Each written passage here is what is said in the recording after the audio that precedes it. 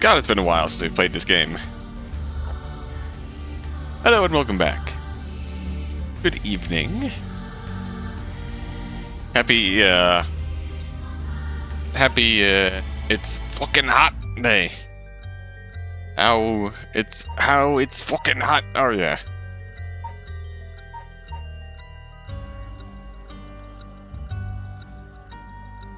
Depending upon where you're at, it's probably even worse than it is up here. Good evening. We are catching up.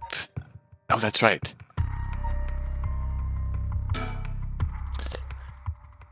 Last time, we were vaguely catching up on where we wound up plot-wise.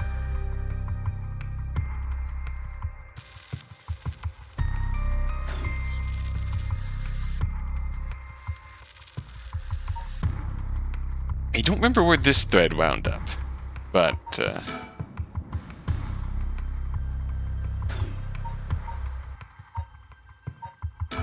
we did get through this with Harue and Richter going touring around the city, and these two wound up outside the house that Michiyo Shiraishi and her family lived. Just dropping by to say today's episode of Zero Time to Let Me Kill Me. Yep, that's a mood. That's a mood. If you need to temper your emotions, just think of the JPEG. Think of the JPEG baby red. Think of the JPEG baby.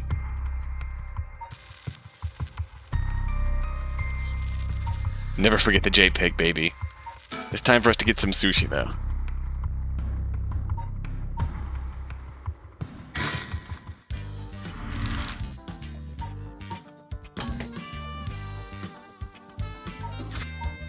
Alright, let's catch ourselves up here with our people of interest.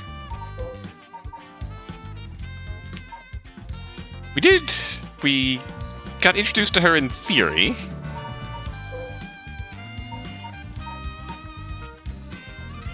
God, there's a lot to catch up on here to get ourselves up to speed.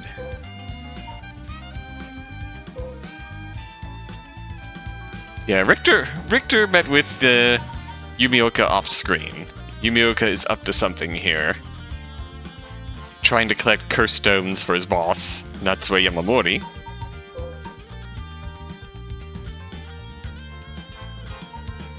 Richter came to a sort of a tense standoff with Yumioka here, and Richter and Harue went on their way. The pair wound up in Michiyo's neighborhood,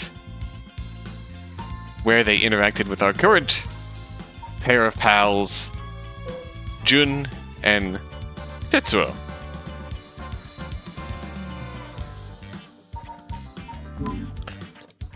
And now we're going to see their side of this investigation. And I like this jazzy detective music. This is giving me Raido Kuzunoa vibes.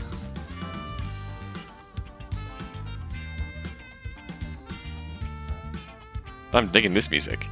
Here we are, in Komagata High. Classes are suspended for the day, so the students are just kinda wandering around aimlessly. Think. Ideally, we could talk to someone who was involved in the incident. Easier said than done, though. This place isn't only connected to the case because the students were under Yoshimi's jurisdiction. It's also the site of the Fool's Procession, and of course where that teacher was killed. Seems a likely place to find some clues, don't you think? We mentioned the Fool's Procession. We know that Yakko is in possession of the Fool's Procession. The school gate will stay locked while forensics inspects the scene of the incident. Looks like they're still busy. Let's talk to the person in charge later. Surroundings. The news of the dead teacher has also attracted a fair share of rubberneckers. The atmosphere is kind of tense with this many cops around.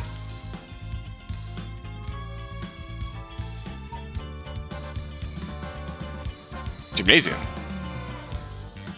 Komagata High's gymnasium also serves as a polling place and evacuation center. A lot of the buildings around here are still made of wood, but this place looks safe and sturdy.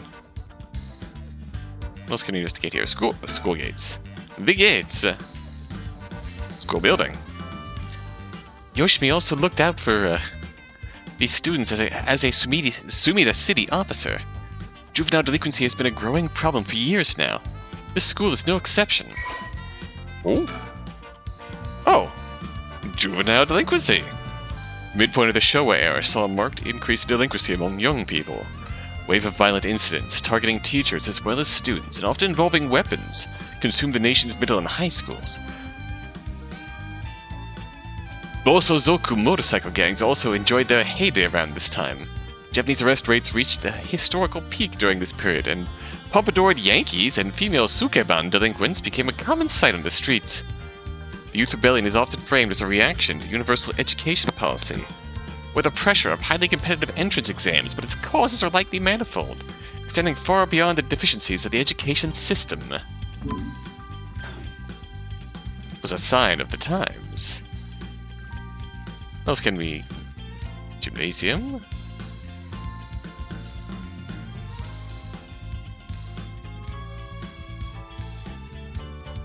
God, why does this music go so hard? This is snazzy freaking investigation music. Right? You're starting off with a bang here. There's something on my shirt. Don't tell me I stink. You stinky boy. Oh right, speaking of schools. What is it? You said paranormal affairs can't help us right now. So why don't we get that psychic high school that you mentioned to help us? Oh, Mio! A lot of the people involved in this case lead back to the school anyway, so it might make things easier to have them with us. For a guy who questioned me on the legality of working with them, you sure seem eager to exploit underage labor. Hey, who said anything about exploiting them? I just want to give our young experts the opportunity to shine. When'd you become such a smooth talker? Anyway, I'm afraid I don't know where they are. Oh, I see. Wonder if there's anyone who could help us sort out the area. Anyone?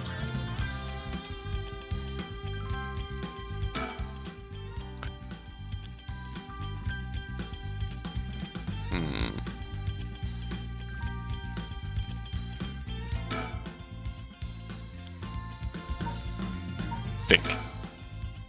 9 a.m. Perfectly reasonable time for students to be at the school, and yet, I doubt this will be that simple.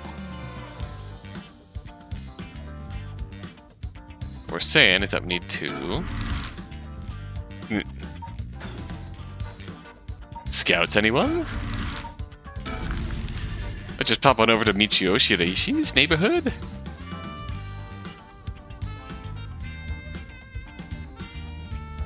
Near the Shiraishi household. Here we are in the back streets. It seems like Michiyo's house is at the end of this road. We don't want to intimidate them, so maybe I should go alone. The houses are really crammed together in these narrow alleyways. Strangers like us walking through definitely stand out. It really feels like old Tokyo. It's quiet. This place is normally pretty lively, full of people coming and going. It seems like everyone's decided to stay inside because of the recent incidents.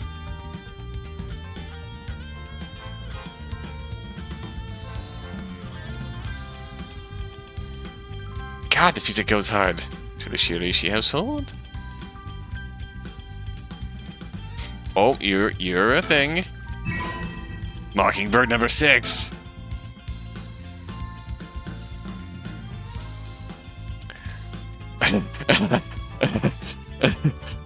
It's the younger cousin of popular YouTuber Legal Eagle. Illegal Eagle. Look at that mohawk. Yeah. Illegal Eagle. My favorite.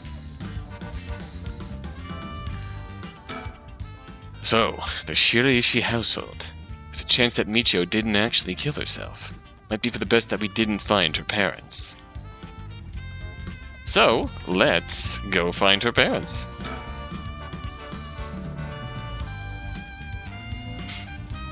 Oh, that reminds me, I wanted to ask you to set up a separate playlist entry on your channel for the Turnabout of Courage LP. As far as I can tell, there currently doesn't appear to... I'll have to look into that later. I thought there would have been. Since I usually do that with longer playlists, but I'll have to check on that. If not, it should be its own playlist. I'll get on that afterwards. Also, Nina Aquala's dark counterpart, yes! It's the final boss of the Nina Aquila series. The Illegal Eagle. Harue is checking the Shiraishi household at the end of the road. The street's real narrow, so two big guys like us would stick out like a pair of sore thumbs.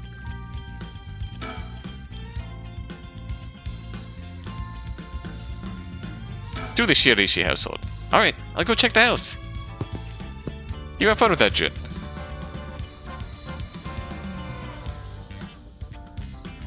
Goodbye. No, I should wait here until Harue comes back. Okay. Oh. Oh, you're back. No luck, boss. No one home. Doesn't look like it. I knocked for a while, but nobody came to the door. I glanced through the windows, but there was no sign of activity inside either. I saw about 3 newspapers stuffed into their mailbox. Suspend?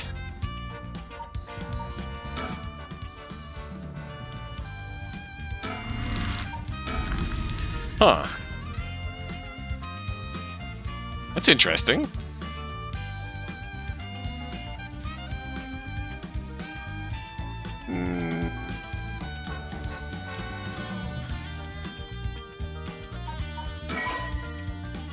You cannot currently progress any further. Once your situation has changed, select resume to try again.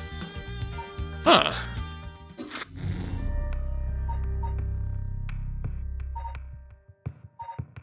So, we hit the wall here.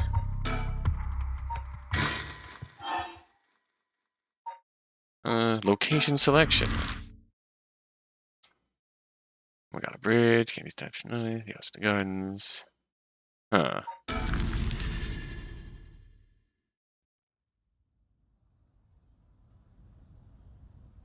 If we go back to Komagata High, I feel like this ended, and so decide on their next location to investigate. Does this actually influence this? Komagata High. Yep, there they are. Haha. Here we are. Hello there. Hello, ladies. Huh? That's, Boss, what is it? You want to talk to those girls? I do. Yeah, I do. This is divine intervention. We were brought here for a reason. Come on, Ariel. Huh? What? You there.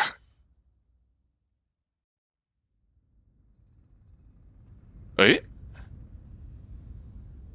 Hey, aren't you? You must be that high schooler skirting the child You must be that high schooler skirting the child labor laws I heard so much about. Yeah, I remember way back when thinking it odd that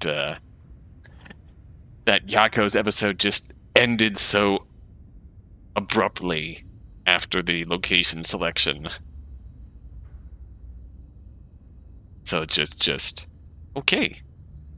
Maybe we'll try that. Maybe if I put you in the high school, you can intersect with Tetsuo and Jun. Say that again. Mood, Mio. Sorry about that. He's with me. Mr. Tsutsumi. If that's how you feel, maybe you should look into improving my working conditions.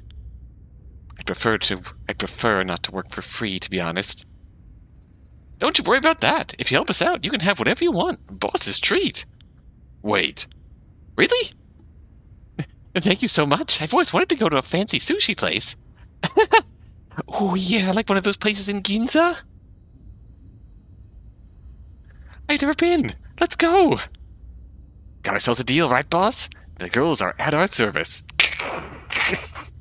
Tetsuo's like, you what? Hold on now. What just happened? I never said I'd... Sushi? Looking forward to it, boss. Your treat, boss. Wait, since when were you included? You guys are funny. You should do stand-up. Sushi, huh? Well, if that solves the case, it's a small price to pay. Just expensive to paranormal affairs later. Forensics is still investigating the area. I didn't really want to bring these kids to a place like this, but there are too many onlookers outside for us to speak comfortably. Besides, it would be good to have Mio look around the scene, too. This is one hell of a coincidence, huh? This random girl you know is already involved with this case. You little shit. Oh, it is. Yakko is adorable. I love those two. Yakko and Mio both. I love them. They're precious. It's usually easier to let Ario do the talking when it comes to young people, but we only have a day. It'll be quicker if I take the reins this time. But he did manage to win them over with a promise of food. Let's see how this plays out. What else can we look at here? Any more birds hanging around?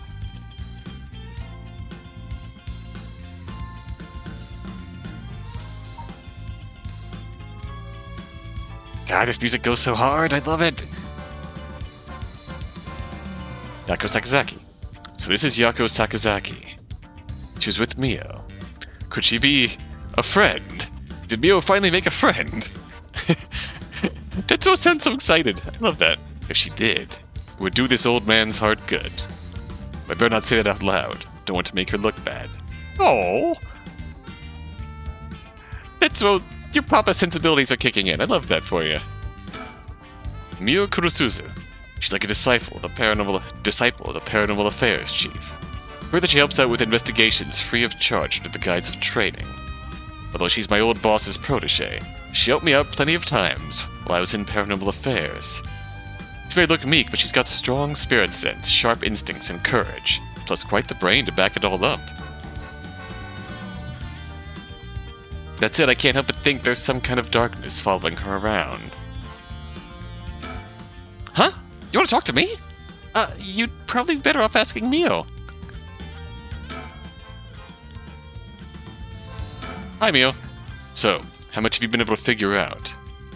Well, I know what happened around midnight last night. Someone invoked the Feast of Shadows, which boosts the power of curses, then brought forth the 7 Mysteries of Honjo. Allows even those who do not have the power to cast curses to gather their soul dregs for the Rite of Resurrection.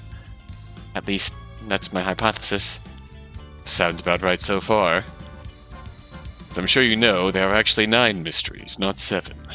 When the Feast of Shadows was cast, the curse stones appeared before those who wanted the rite at the locales of the 7 mysteries. We managed to gather 3 curse stones so far, including the one I got first, the Evergreen Beach. You got 3 already? Wow. We have the curse stone of the Fool's Procession. Well, Yakko, the girl standing behind me, does. That's me! Yakko, the girl standing behind Mia! Oh, Yakko, you're precious. She does. Is she alright? We could take it off your hands. Well, the Feast of Shadows has no effect during the day, and there's still something I want to find out. I don't approve, you understand? Alright, I'll leave the Fool's Procession with you two, then.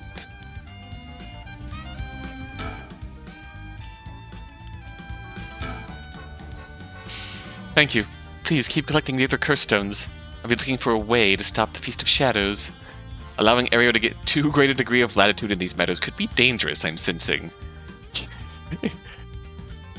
Ario, a loose cannon in the silliest sense. Like he's not a dangerous man. He's a very silly man, and I love him. Okay, got it. That should make things go more smoothly. What about the other curse bearers? Have you run into any of them? Well, last night at school. You were here last night? Yes, you see. You two were using a spirit board? That's so cool! That's when you ran into the curse echo. I'm glad you survived the encounter. Somehow, we managed to get away without accidentally setting it off. The curse echo we saw took the shape of a woman missing an arm and a leg. What? A woman missing an arm and a leg. That's the one-sided read, right? And the worst thing about that is the one-sided read. Let's see.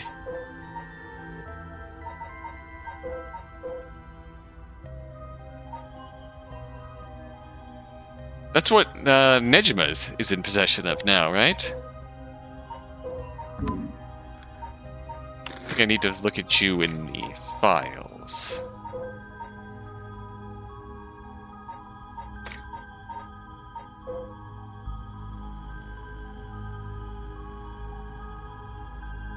Known curse bearers. Yeah, Fumichika Nejima. The fellow responsible for the, past serial killings.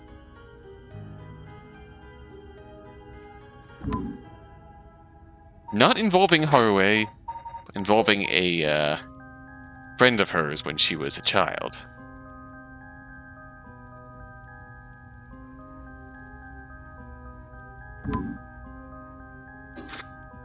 One-sided read. One-sided read? This is bad.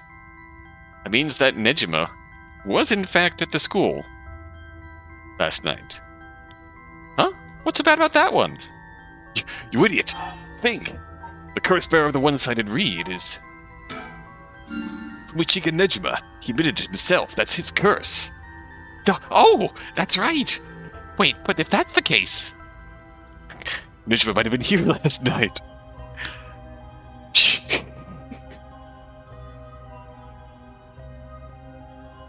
Mio and Yakko, just focusing on this scene for a moment of Mio and Yakko staring awkwardly at these two, posing aggressively. What? I mean, it's possible he was lying to us, but... What? His hands, though. Think, Harue. Think. Who's Nejima? No clue. I have no idea what's happening, but those dudes sure can pose. Yeah. Yeah. Hey, Connor. So, the short story. We are currently playing this dapper man, Tetsuo Tsutsumi, Chief Inspector. We're investigating a murder of a police officer named Hajime Yoshimi with our subordinate, Junerio. But we've been wrapped up in a supernatural case where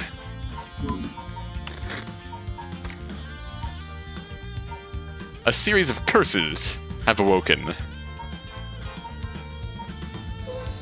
based on the 7 Mysteries of Honjo. The 7 Mysteries of Honjo being various rumors and legends of hauntings taking place in the area. And each of these rumors and legends has tied to them a vengeful spirit, which have awoken curse stones, which have the power to kill. So currently, Tetsuo and Jun's mission is to collect as many of these curse stones as they can manage, to just sort of get them off the streets so they can't kill anyone recklessly. At the same time, they're looking to catch this guy, who is a serial killer who was imprisoned and paroled and slipped through the cracks. Now he is on the loose. He's in possession of a very dangerous curse, and he has promised to keep killing. We're on the hunt for a serial killer using the power of a curse. These two kiddos... Well, this is Mio. She is sensitive to spirits. She is assisting us. Her friend behind her is Yakko. She is Mio's first friend. They are both adorable together. We need to inform her now about a serial killer. So Nejima is trying to take advantage of the Feast of Shadows for his own nefarious purposes. Huh? He said he's going to massacre the city at sundown today? And he's trying to get to your daughter too? That's why we've been trying to find him, but to no avail. Honestly, this information has been the most useful we've gotten so far. But just to be sure, could you tell me who else was at the school last night? Well, as far as we know, there was us, Mr. Jounouchi, one of our classmates, he told me. Don't forget old man Ashimiya. Wait, Hitomi? Do you mean Hitomi Okuda, second-year student? Well, yes. Why? Boss! So she was here last night. I saw Hitomi earlier, though, and she didn't seem like a curse bearer to me. You did? Did you talk to her? Yeah. She's actually quite nice, Hitomi. Would you mind if we asked you a few questions about that? Hitomi said she didn't want to talk to the police because she was afraid she'd become a suspect.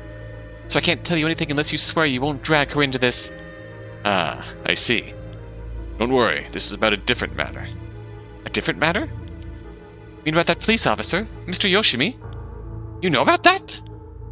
Did Hitomi say anything about him? Yes, she did, actually. Hi, Yakko. Okay, let's keep being Yakko. I mean, we should keep talking about you. If we're talking about people who were at school last night. There's one more person, too, though I'm not too clear on the details. There was someone else. Apparently, Hitomi actually saw Mr. Jounouchi getting cursed and killed last night. What? Talk about some vital information. What she said happened was... Michiyo was the one who killed Mr. Jounouchi? Are you sure it was really Michiyo that she saw? Well, that's what she told me. I wasn't there. That must mean there was another curse bearer here last night. Jounouchi was killed by a curse, so someone had to have been there, whether it was Michiyo or not. Damn, boss. Do you think it could have been Michiyo's ghost?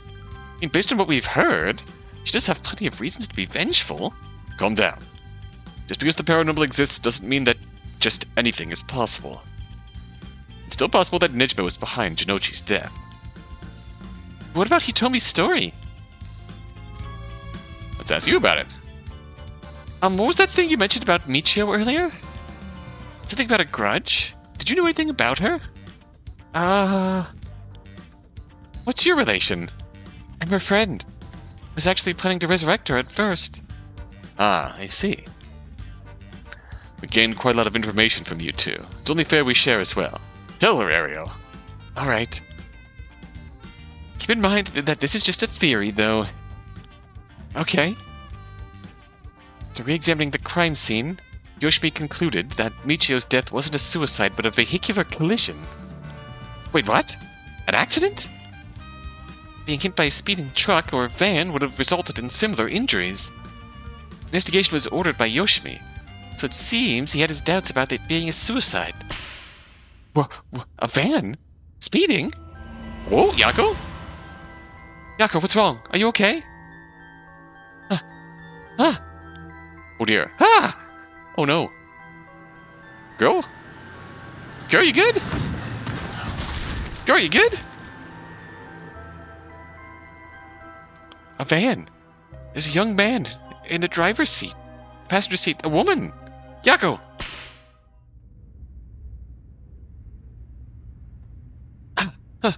Yes? Wait, was I? Are you back now? How do you feel? You're covered in sweat. Yeah, I'm okay, I think. Sorry, I went a little crazy there. It's no problem, as long as you're okay. It was quite the surprise, though. You good? Yoshimi talked to you about Michiyo, didn't he? Well, he didn't give me any specifics. if you're wondering about that. I don't know what was truly on Michiyo's mind early. Either. I can't talk good tonight. Right. Do you have any idea why Jounouchi was so scared of Michiyo?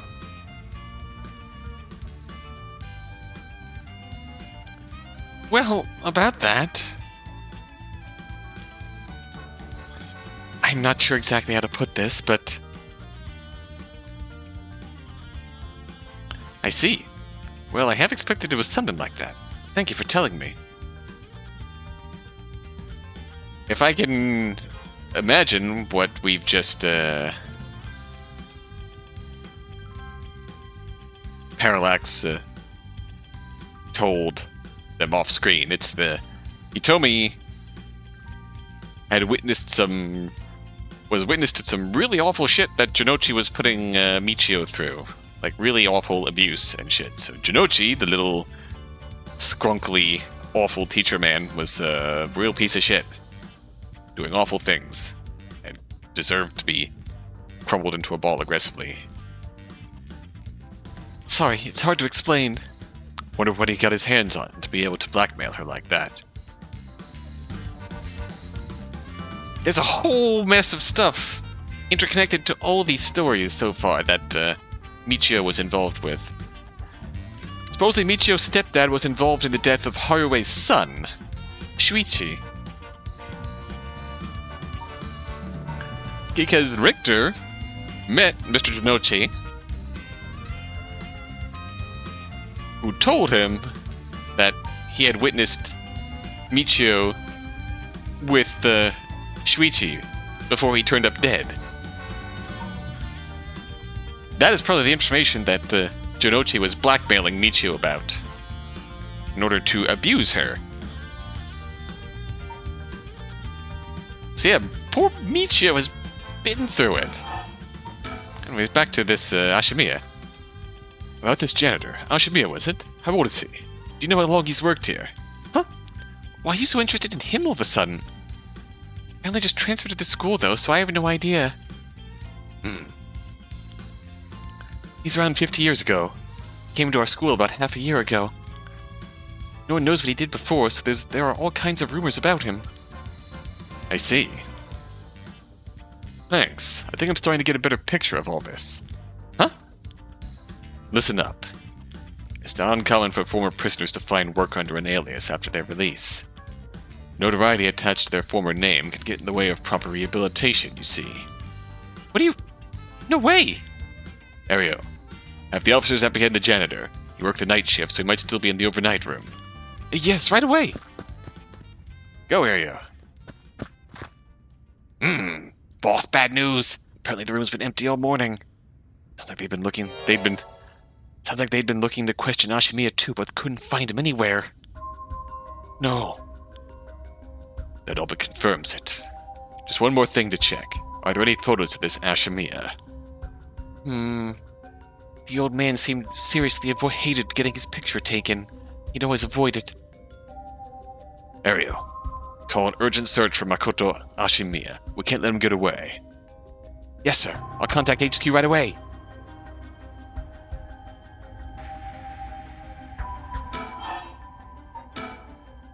Oh my. I didn't expect this at all. Yeah. How could that old man have been some horrible criminal mastermind? I can't believe it. And a curse bearer on top of that. I think he was so close to us this whole time. It gives me chills. A guy like that really shouldn't have been allowed to work at a high school. Let's hope it isn't already too late. Oh! I may have shown Ashimiya my curse stone last night. What? I don't like this one bit. Nejima did say he wasn't specifically targeting curse bearers, but I'm glad nothing happened to you. Wait, but then could it have been old man Ashimiya who attacked you in the hallway? And was told that you were still in the building too. Funny thing, the timeline when you did tell him that Mio was still in the building, Mio did turn up dead. What? You did? Yikes. Good thing I didn't say anything.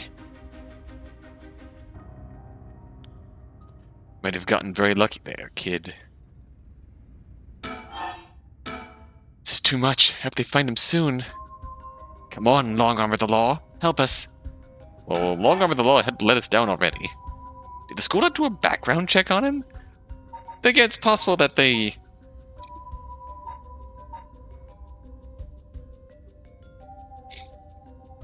It's possible that they did. And, they disregarded not finding anything and just said we didn't find anything bad, so you're hired. Get in here. This is the same time period and system where Nejima slipped through the parole cracks and got away. So, you never know. To put a stop to the Feast of Shadows, it would help if I knew more about how the curses of the 7 mysteries first came about. In that case, you're probably best off talking to that crabby researcher guy. You mean Mr. Araishi? I would very much like to talk to him. Oh right, he's a teacher here too, isn't he? You would know him already. Might be more inclined to talk if it's one of his students doing the asking. Do you know where he is? I do.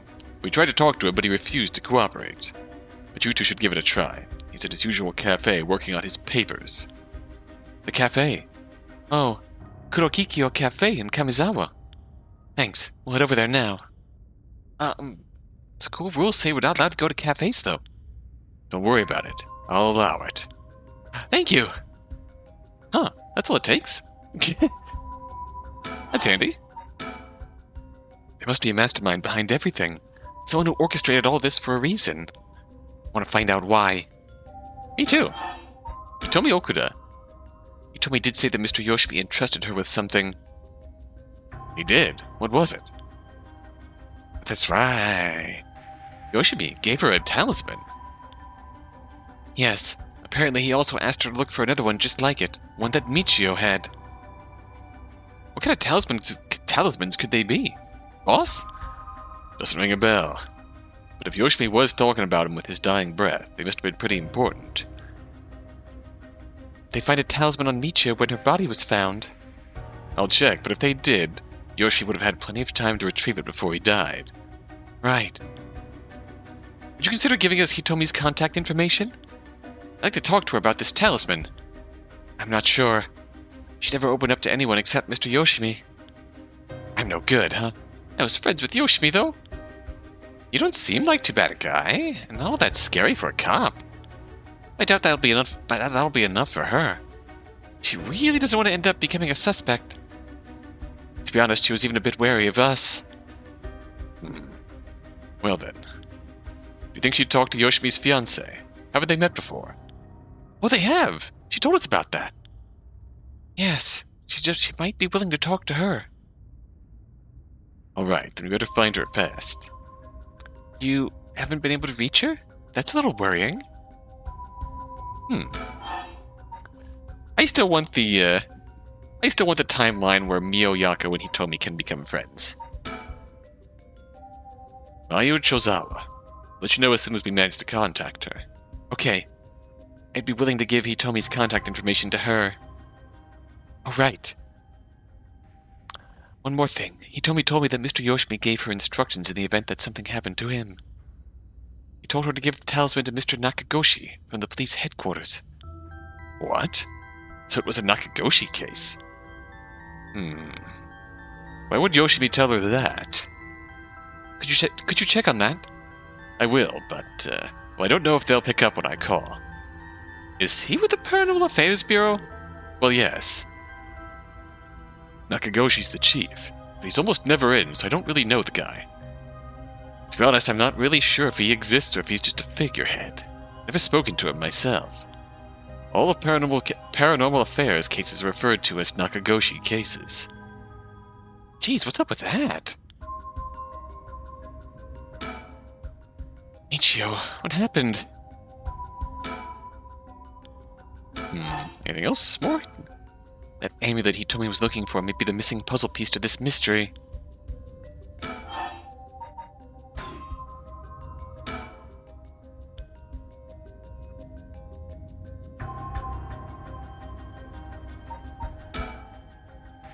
Jounouchi was almost definitely killed by a curse. I wonder about the exact cause of death. The curse's origin and the cause of death are connected. It could give us another lead. She's certainly well versed in the paranormal. I just can't get over the darkness.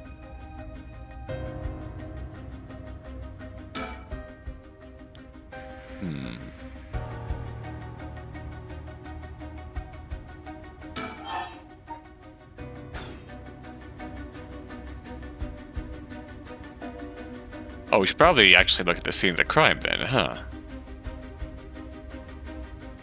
I forgot there was a crime scene out here, don't mind me. What's the rope all about? It indicates where Jounouchi's body was found. They moved his body, but this way, we still have an idea of how it was found. Yikes.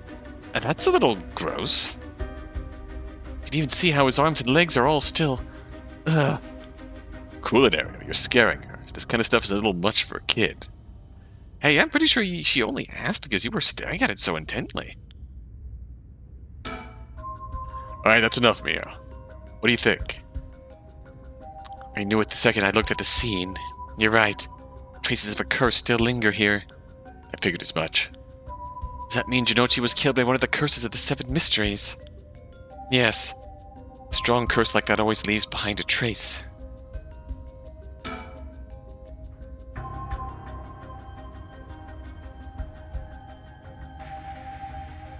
Wow, Mio, you're so calm.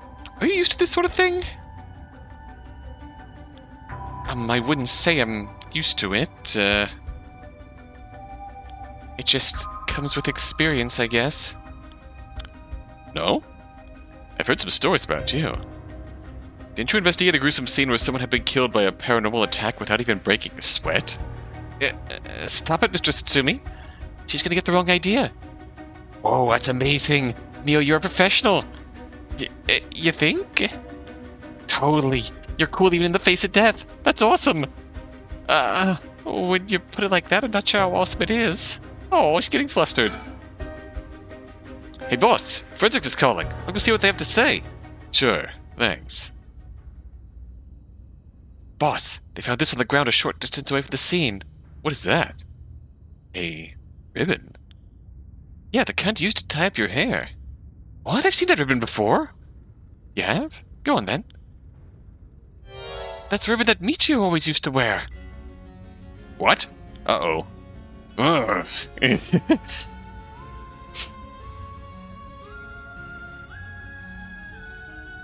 That's alright. I love that pose. Does that mean that Michiyo was here? Are you sure? Definitely. I have the same one at... Oh, I have the same one at home.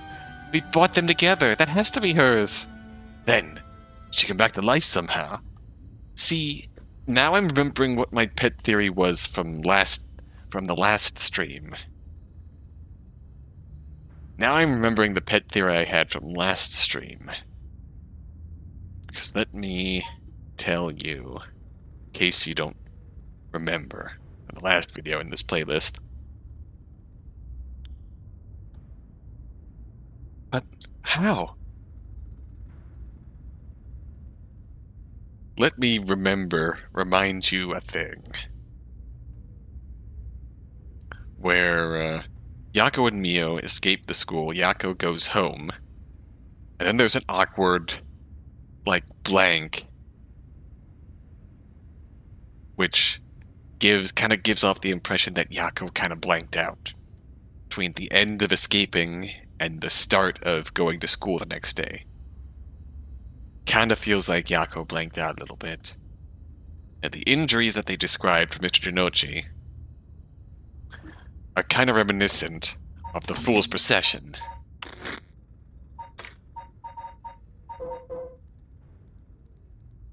The Fool's Procession, which kills by fatal fall. It's not the one-sided reed, because the one-sided reed cuts your limbs off.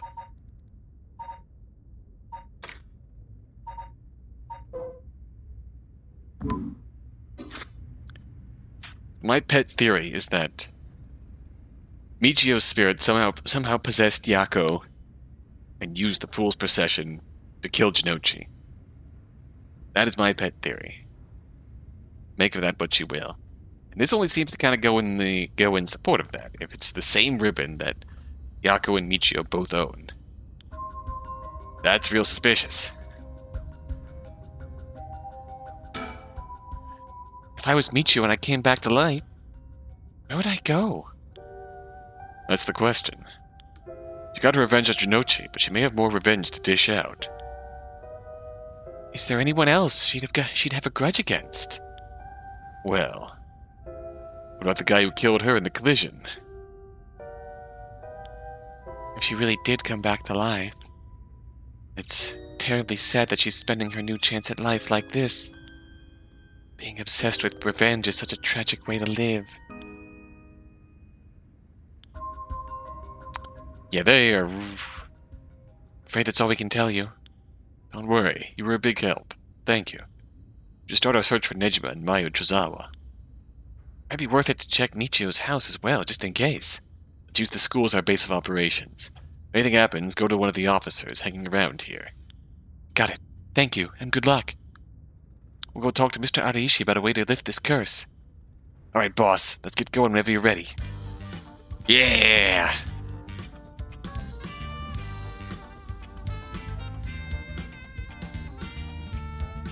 Cue the awesome investigation music.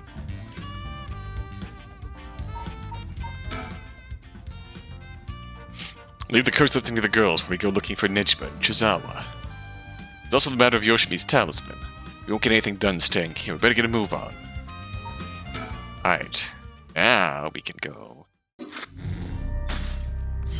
Oh, okay. Oh, okay.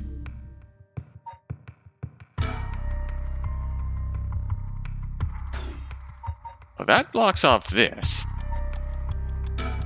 That ends this. Which means now we're going to see this scene from Harue and Richter's perspective. So when the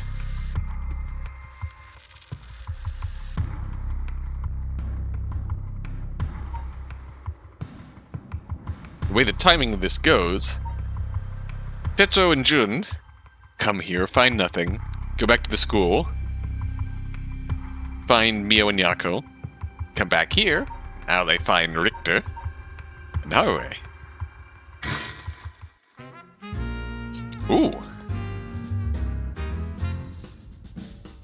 Damn, this daily music, this daylight music is jazzy as hell. Ma'am, allow me to introduce one of our country's most elite detectives. My name's Junerio. I'd hardly call myself elite, but either way, it's nice to meet you. This here is the brilliant Chief Inspector Tsutsumi. And yes, he's just as rough and tumble as he looks. Sometimes I really don't know if you're complimenting me or putting me down. So, you two are detectives. This is my client, Mrs. Harue Shijima. Her father's a big deal in the police himself, so remember to mind your manners. A big name Shijima? Boss, you know this guy? Shit, I've heard the name, but you know I don't keep track of who's who in the upper echelons. There's no need to worry. I am my own person, after all. My father has nothing to do with any of this. Ooh, do you hear that, boss? Looks like you're getting off easy again this time. Make it sound like I'm involved in some shady business. It ain't like that. You both seem rather jovial despite being detectives. How rare. All the police officers I've met have always been so dull. Well, you won't find any dull cops here. We'll round up all your criminals with a smile. That's our motto. Oh, Jun, you sweet, sweet child. How lovely. Keep it up. Just hold on just 1 second. This is the first time I'm hearing of that. Well, you're right about them not being your typical detectives. Oh, gosh.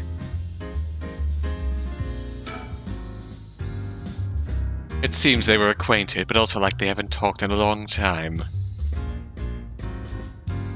Quite something. I thought we might cause trouble standing in the middle of the street talking like this, but so far we haven't drawn attention. And again, that might just be because nobody wants to get involved with the case. I guess knowing how to deal with cops is also part of an investigator's job. Not quite. The two of us used to be comrades, is all. Comrades? That's right. Victor used to be part of the police force himself. He quit a few years ago to go solo. Is that so? You should give it a try, Ariel. There's more freedom in working as a private investigator. I can't say much for the quality of life, though. It's been 2 years, right? I hadn't heard of you since you quit. Didn't think your business would last, but here you are. You sure you don't want to return to the force? We'd take you back with open arms. What, to sit on my ass and watch the birds fly? I'll take a pass. I don't belong in that world. Come on, Victor. We need your talent. The public needs you. Nah, you don't. This is my calling. The police will manage just fine without me. Keep on tying up all your loose ends. Save the little birdies you abandoned. Ooh. I can't believe you were actually part of the police force once. There's a story behind everything, ma'am. I don't forget my time on the force. I wouldn't have the connections I have today without it. What else can we look at over here? Oh, that's a bird. What's this? Ah! Damn, there's one here? Lucky, that's number 12, the Royal King Penguin. Oh, that's so. Oh my god, look at him. The illegal eagle. If you won the lottery. Royal King Penguin. Kingpin. King Penguin. King Penguin. Oh, I love that. Eagle eye that could rival an assassin. You could say the illegal eye. Ba-dum-bum-bum. So these detectives are out here because of the recent string of strange deaths. It's best if we keep quiet about our involvement with the curses. Ba-dum-bum-bum. A young and energetic detective. He seems to have a strong sense of justice. If my son had the chance to grow older, perhaps he would have been an officer just like him. Aw. He seems like he's got a lot of experience working the streets. Most of the officers I know are the bureaucratic desk jockey types. The contrast is rather striking. That suit is also rather striking, Tetsuo. Daddy? What brings you here, Victor? You on a case? That's right. I'm picking up the police's slack. I trust you remember the kidnapping and murder case from last year. Oh, I remember now. You're that Harue Shijima from the kidnapping case. Huh? Did I miss something? Don't be an idiot. It was the case where Munisada Shijima's grandson was kidnapped. Which must have been your son, ma'am. Yeah, indeed. The story was suppressed by the news. In the end, it was considered a huge failure on the police department's part. Most of the investigation was conducted in secret. Unfortunately, the department is unwilling to reopen the case. Any investigations carried out afterwards turned up nothing at all, which is why I'm now on the job. So I never caught the culprit, huh? That's rough.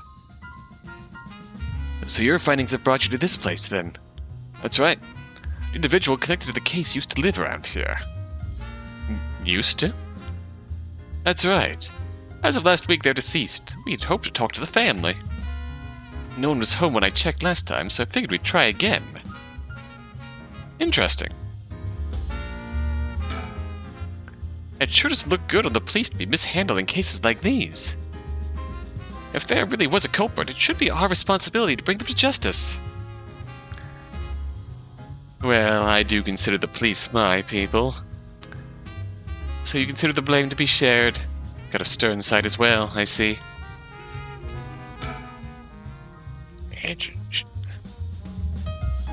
Alright. That's all? By the way, ma'am. This might be sudden, but there's something I'd like to confirm with you. Is he gonna call us out for being a curse bearer?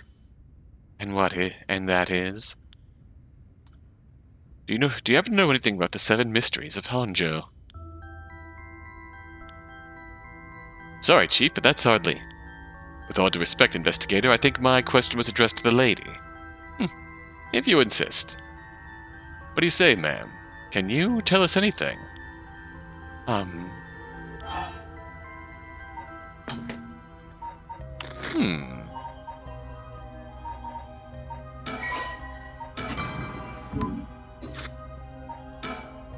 heard of the 7 mysteries, but this talk of curses eludes me.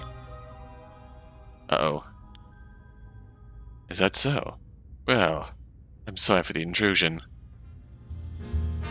Interesting. That was a close one, though.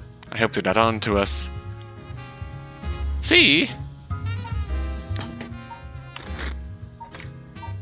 If he is, even remotely using the Evergreen Beach, he probably knows. Come to think of it, I heard some things about this area last night. Something about a strange yet conspicuous man dressed in white loitering around. Wait a second. I assume they were talking about you, investigator? Well, I won't argue that I'm strange and conspicuously dressed in white. As it turns out, I was out here last night to conduct my investigation. Did you run into anything strange or out of the ordinary? Out of the ordinary? I guess I did observe a few suspicious characters.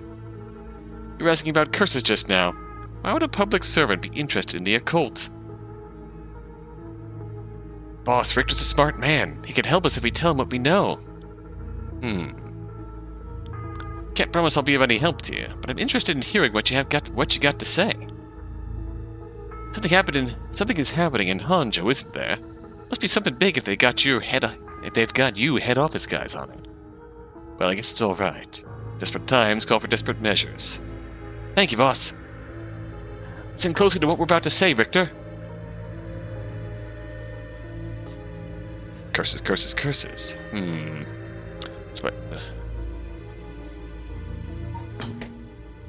So by using curses to commit murders, these people collect soul dregs to perform the Rite of Resurrection. And these curse stones are somehow connected to the 7 mysteries of Honjo. It's a tough story to swallow, but I don't see a reason to doubt you either.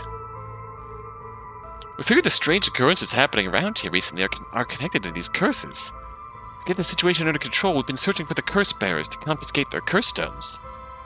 Do you have any information that might help us? I love all these duck faces. That's tough. I never expected curses and other mumbo-jumbo to play into this all. If we're talking to shady characters. There was this middle-aged fellow I saw on South Wadagasui Street. He had an average build. He was anxious, like he was searching for prey. Boss, what do you think? Well, considering the location, it could have been Hideki Araishi. You already got his curse stone. Impressive, you two are working quick. Did you see anything else? Not that I can remember. That's a shame. If you see any characters look like they might be carrying a curse stone, it'd be a huge help if you let us know. Absolutely. I'll let you know if I find anything. Richter, perhaps you could lend a hand on our case, too. There's a number of people we can't track, and finding missing persons happens to be your specialty, no? I disappoint you, but I'm busy enough with this case. Faith in my clients is what keeps me afloat. I have to prioritize requests by the order in which they come. I see. Well, can't say that's not fair. What do you need a private investigator for anyways? The cops should have plenty of bright folks to throw at the job. True, but this isn't an ordinary case we're dealing with here. Huh? By the way, that reminds me, Victor. Yes? You said the person who used to live here died last week. You wouldn't be referring to Michiyo Shiraishi, by chance? You knew? I thought so.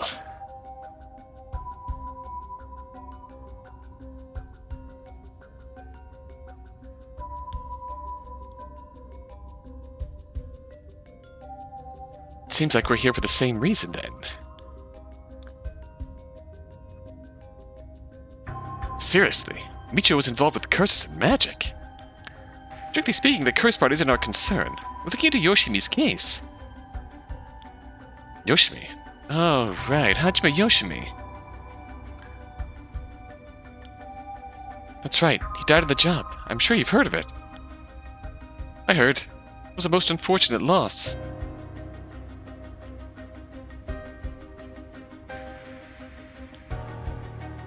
There's a connection between Hajime Yoshimi of the Juvenile Division and Michiyo. Well, hold on. Let's focus on Michiyo for a second. You think she had something to do with the kidnapping? Talk about unforeseen developments. Exchanging information should prove mutually beneficial. I'll tell you what I know, but in turn I want the full scope of your findings concerning Michiyo.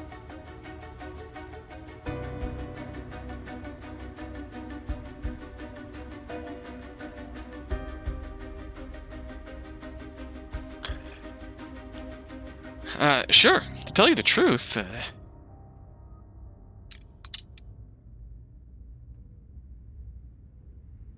What? You believe Michiyo's ghost is the one who killed Mr. Jounouchi? So he wasn't just mumbling nonsense? I mean, we haven't fully confirmed anything yet. The testimonies we've heard and the evidence we've found point in that direction. Testimony? You mean from those, psychic high schoolers? Didn't they also say there was a chance Michiyo hadn't killed herself? Wait, that's all true then. Did you figure something out? What? Kankichiro Iwai? What?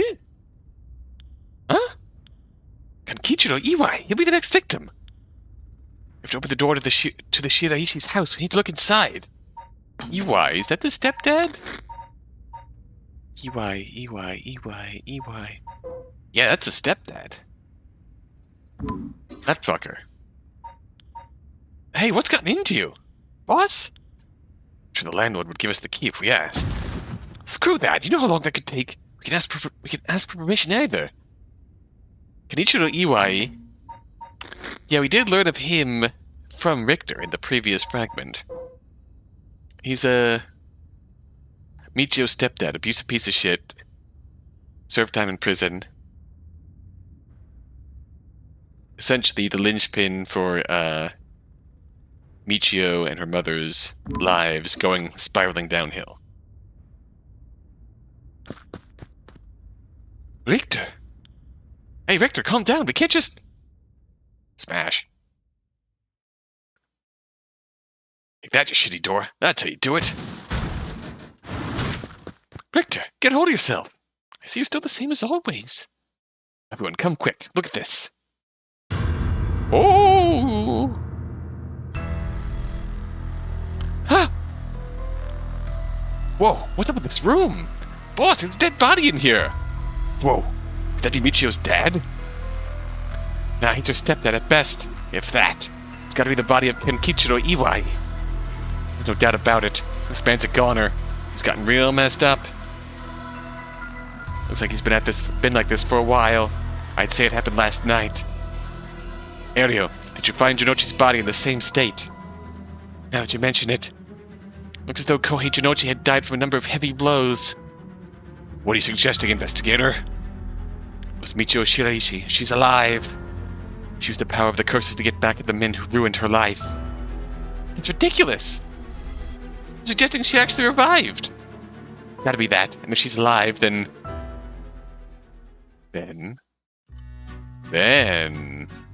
Hello! My apologies for interrupting. I know we've just arrived at an interesting plot point. But do you really think a dead girl is going around taking revenge from beyond the grave? Consider this. What if Michiyo Shiraishi never died? Seeing as you've come this far, I'm sure you already know the truth, don't you? And so I would have you answer me a question. Where in Honjo was Michiyo Shiraishi at the hour of 8 o'clock this morning? What? Oh dear. This is interesting.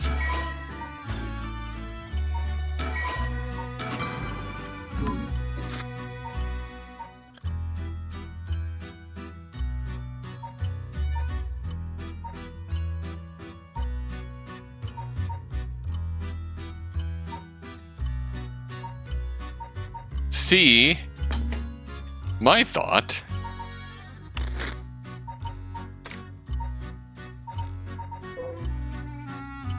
I discovered 1 week ago.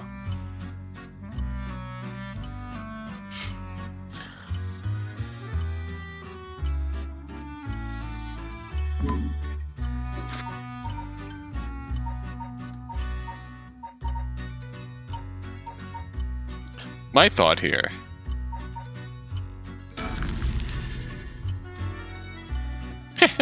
I see. Very well. Congratulations. You are correct. Well, well. As expected, you got it in one go. Well, the cause of death was such, was it not? You must have noticed it some time ago. You telling me I'm right, storyteller? You telling me that it was the fool's procession that killed them both? Let's get back to the story then, shall we? I've taken up enough of your time.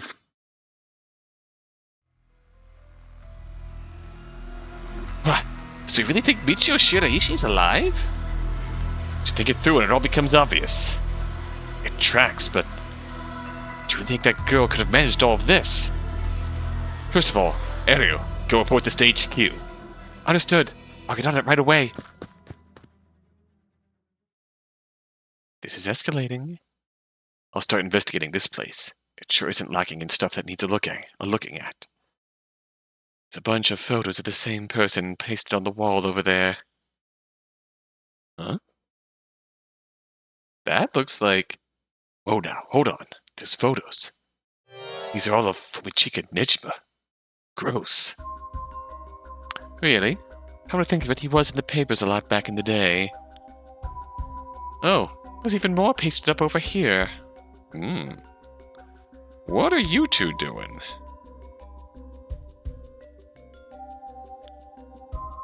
These are all cutouts from newspapers and magazines about the Nejima murders. I don't get it. Why the weirdo shrine? Let's keep looking around.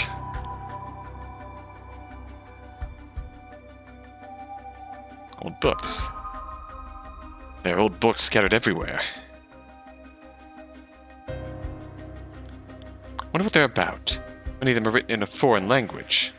It'll be a pain to look through all of these. Let's save them for later and continue to look around. It's off-putting to look at, but I can't help but wonder what in the world this is. They're magic runes. They're used in Western black magic rituals. Most of the time they're useless imitations, though. I wouldn't get too excited about it. Oh my! Who knew the Chief Inspector was such an expert on the occult? I just chanced upon that information. That girl with the spirit sense we mentioned, she's pretty informed of the subject. Someone was attempting to perform Western black magic in this place. Pretty absurd if you ask me. Of course, the person in question was dead serious about it all.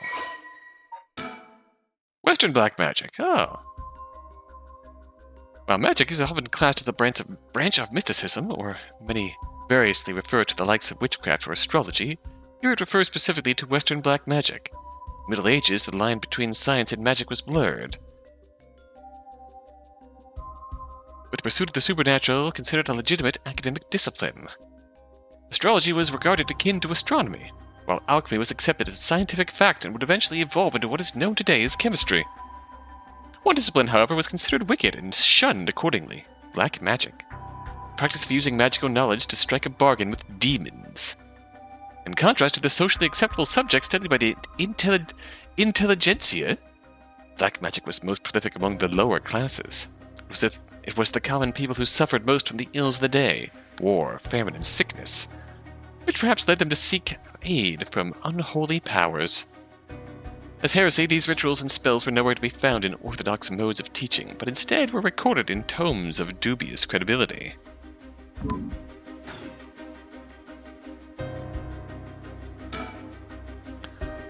Looks like these things spread around here have been like this for a while now.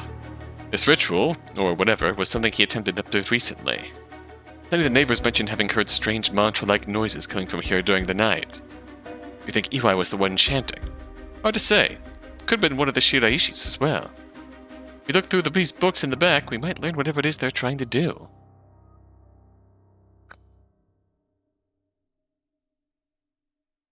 Is there anything funky hanging around before we do that?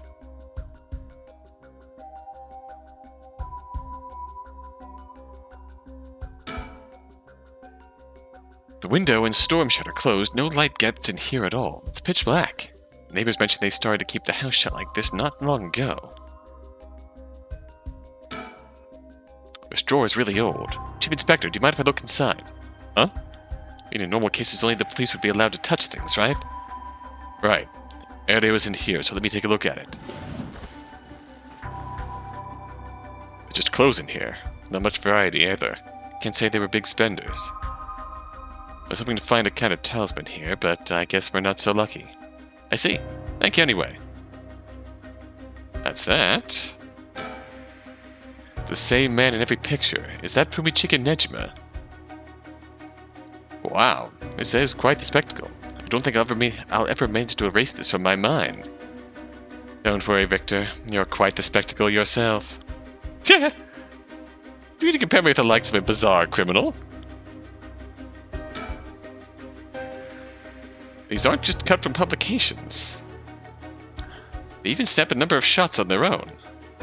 They must have admired him. Why else would they have collected so many pictures? Whatever the case, it's certain they were obsessed. Creepy. Look at those. Pictures of Fumichika Nejima cut out from newspapers and magazines. Whoever put these up was obsessed. Wonder what their intent was. I think the Shiraishis are somehow connected to Nejima's case. Perhaps they did this as to not forget a grudge or something. Crazy to think Nejima might be involved in all of this too. Think he might have anything to do with the body here. Maybe. Man's already out on parole. He's a curse bearer with a curse stone now. He announced that from sundown today he'll be going on a killing spree. Oh dear. There's an emergency search underway as we speak, but no one's yet managed to get a hold of the bastard. So he hasn't changed his ways. That doesn't bode well. To tell you the truth, the lady here isn't completely unconnected from the Nejima murders either. You don't say. That's right. We talked about it last night. 20 years ago, I found the hand in the Sumida River that brought the incident to light. You don't say. You were the kid from back then. You were really brave. You did a great deed. Were you the detective I spoke with? I had no idea.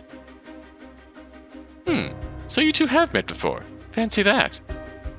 I've been worried that Fumichika Nejima might be bear resentment towards you, ma'am. You might be right. Fortunately, that asshole is quite the resentful type. Oh dear. That asshole. Wonder who put the idea in his head. And now he's got the one-sided read, too. He's threatening to massacre the people of Honjo at sundown. Seriously. On top of that, he's been itching to get revenge on me as well. Of all things, the man's gone and threatened to kill my daughter. Damn, that's quite the threat. Certainly you can't afford to stay put here. The fucker wants us to get all antsy. When I finally get to arresting him, it'll be with a cool head. Not gonna give him the pleasure, huh? Well, if Iwai and Fumichika Nejima have anything to do with each other, then this room might have a clue to Nejima's location. Let's hope so. The person who put all these photos up must have been obsessed with Nejima. They might have had some relation to Nejima's victims, or perhaps it was the opposite. The opposite? What if it wasn't loathing, but admiration? But then... this sliding door leads to the kitchen. It barely fits the frame.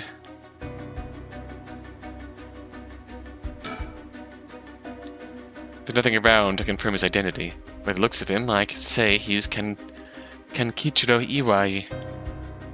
You've seen him before.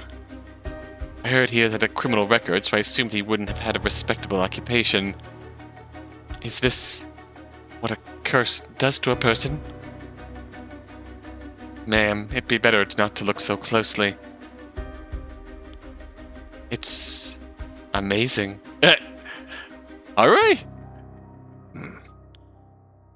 That's a concerning response. Cruel is what it is. Yeah. What do you say, Chief? Would you let me look through it if I wore gloves? Yeah, right? Right, twin? That's... Girl, please. Well, it's not like I'm any help with foreign languages. Go ahead. Thank you. Huh. It seems to be a book on Western black magic. The same runes are written here alongside detailed descriptions of the procedures. Suppose you'd call these grimoires. It's all a bunch of nonsense if you ask me, though. I think this Iwai guy was studying them, perhaps to perform some kind of ritual.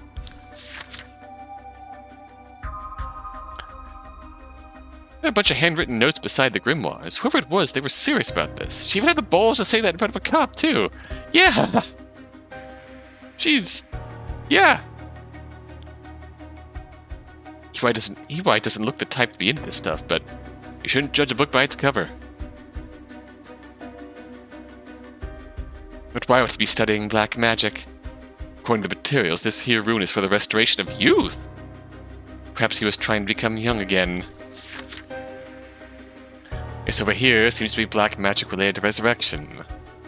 Each one of these spells requires a human sacrifice. Talk about dangerous. Resurrection, like the rite. I guess no matter what part of the world, people will turn to the occult for similar reasons. What is it? This looks like a journal. It's probably Iwai's. A journal. His writing is surprisingly thorough. Almost as if he was writing a report for someone. Oh, wow. Now this is something. What is it? What did he write? This is quite the find. Let me give you a summary. This Ken Kichiro Iwai fellow. Been searching for a spell to restore youth for years. So he was into black magic from the start. He believed that if he could learn to successfully perform the spell, he could then use it to earn a fortune. To tell you the truth, it seemed like he was already getting funded after he acquired this grimoire.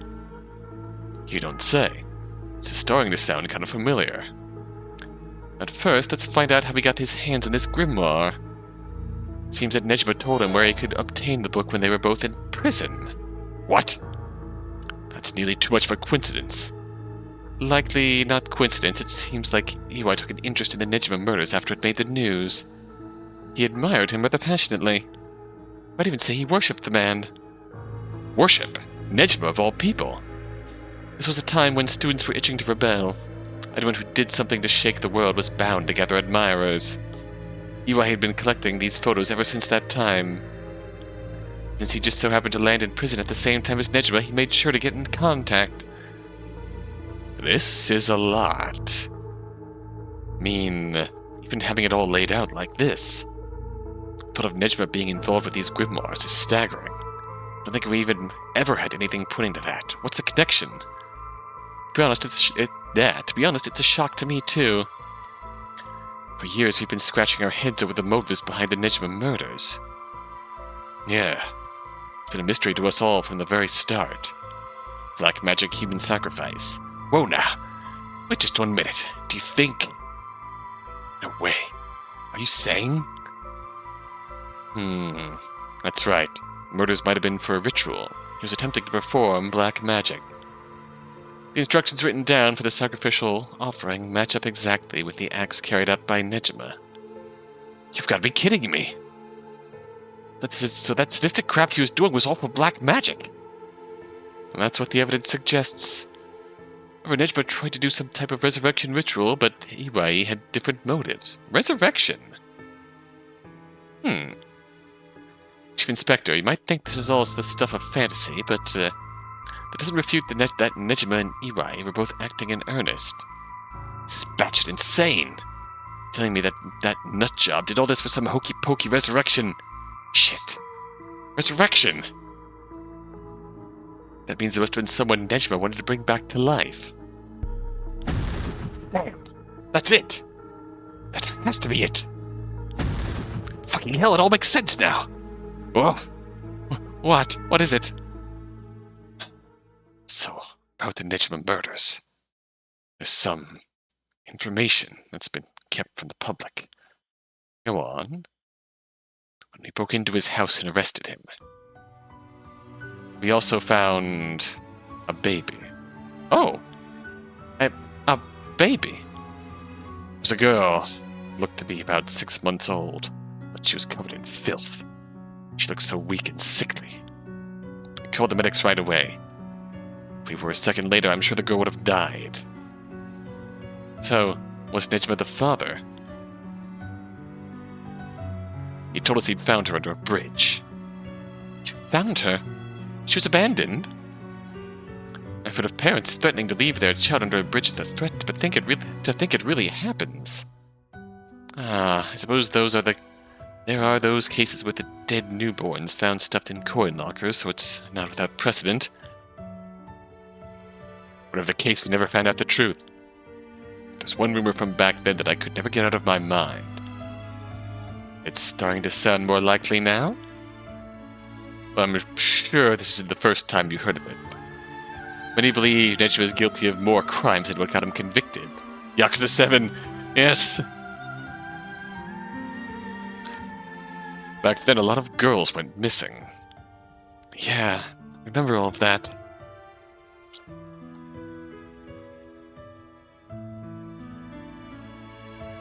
Among the high school girls that might have been murdered, or maybe I should say, sacrificed, was a girl who was pregnant. Oh no. Goodness! That's horrific! He killed her. And dismembered her body. Oh, fuck! That's some disturbing implications. We thought maybe the baby we found is what he pulled out from inside. Oh, fuck! Don't misunderstand me. This is all speculation on top of more speculation. Here? But I, for one, never believed that man would just take in a baby he found under a bridge. I'm feeling sick. Stay strong, ma'am. I know this is hard to hear. Like I said, don't take that to be the full truth. We were running on speculation back then. Now that this whole resurrection magic has come into play, we should consider the possibility it was his child. God, that's a hell of a turn of events if it's, like, he's out mauling young girls, trying to resurrect, like, his wife or something. That maybe he was trying to revive whoever the mother might have been. Just a theory. My life would be a tad easier if it were true. That's an interesting thought. If there's anyone Nechima would want to resurrect, a deceased wife is as good a guess as any. The fact that he obtained a curse stone suggests that he has an interest in the Rite of Resurrection. Damn. You're right, and here I was thinking that he was only after the curse's power to massacre. Chief Inspector. Yeah. What happened to the child? Got a birth registration on file. Best we could do was find the girl some suitable foster parents. Yeah, it could be both. He could want to, yes, kill some fuckers. And also, like, it would solve both of his dilemmas. It would be a handy revenge to, yes, kill a whole bunch of people, and then use the cursed dregs to resurrect his long-lost wife. Was decided to keep the circumstances secret for the sake of the child's future. Well, I'm glad she was taken care of. Well, goddamn. I'll be right back momentarily.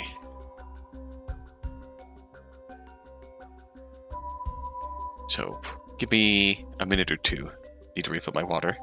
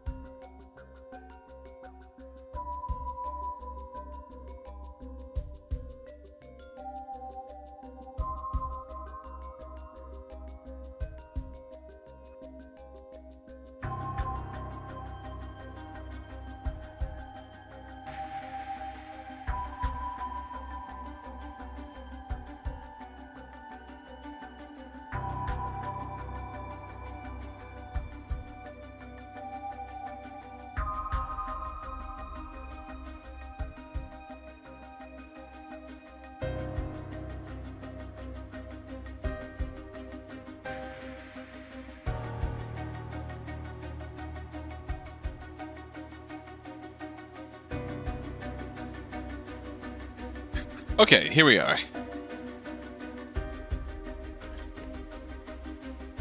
Water full, ready to process the aftermath of what the fuck we just learned.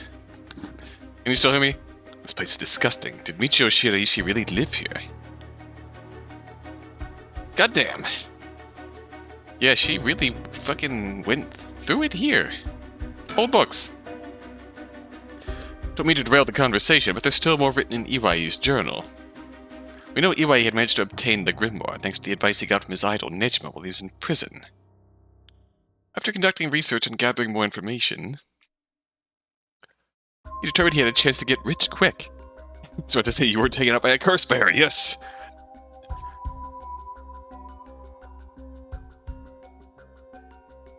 Goddamn canal, drowning me in water. Right, he thought he could make some money if he could successfully use rejuvenation magic. Correct. Turns out someone gave him that idea. And get this. Is it not Nejima? Oh, her! We're starting to see how she's more involved in this plot. This was the one and only queen and chairwoman of Hihaku Soaps herself, Natsue Yamamori. Wait, the chairwoman of Hihaku Soaps? So that's where this leads. Here, let me read what he wrote. The Queen of Hihaku has a strange fear of growing old. Her fear of death is even worse. If she does die, she wishes to be revived, and she will spend whatever it takes to preserve her beauty. Magic, rituals, and rites, she'll use whatever means necessary. Her tenacity is unbelievable. She's apparently investing money into any research on resurrection, restoration of youth, and the like. So she would even throw her money at the occult. The place's greed will take you. Well then, that brings us to Hideki Araishi. She presumably funded his research into the Rite of Resurrection as well. Huh. That's what it all points towards. Wouldn't be surprised if the Witch of Hihaku pounced at the rumors of the Rite of Resurrection. It's starting to sound likely. Might also be why she's spreading the rumor about having godly powers. It's convenient cover for if she becomes young again. Godly powers? What's that all about? You can ignore that. Either way, I think Iwai took the payments he was getting for his research to seduce a family into taking him in to keep a low pro... Whoa, that's fucked up. The Shiraishi family, Michiyo and her mother, Toshiko, were just his unlikely marks. And this is where you get involved. Are you feeling steady, man? Oh no! I don't like where this is going. Huh? Does that have something to do with me? Are you saying that... No, you can't mean... You've realized then. Perhaps... Oh, fuck. I'm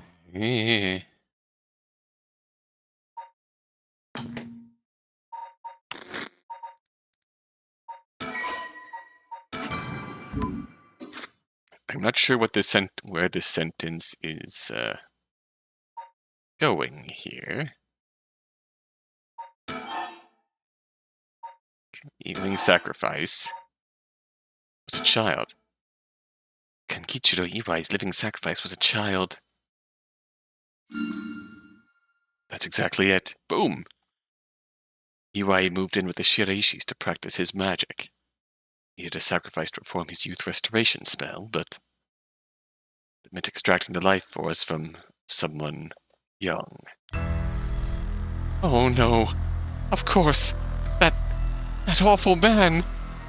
So it was Iwai. This man. Iwai worshipped Nejima, so he must have also despised Nejima's detractors. I imagine he was captured and sent to jail once before. Surely he had a bone to pick with the police. Oh, fuck.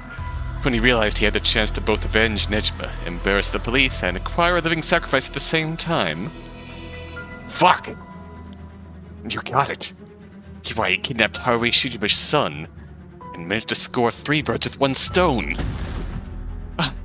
You're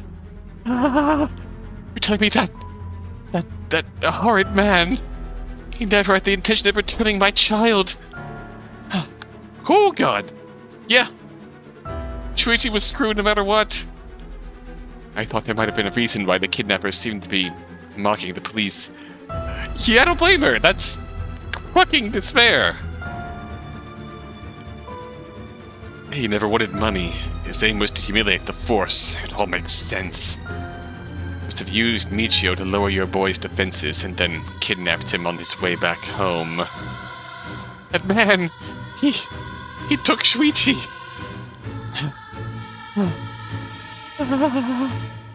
Ooh. She is really feeling it. Ma'am, please, calm down. Oh, I understand, but you must remember to breathe.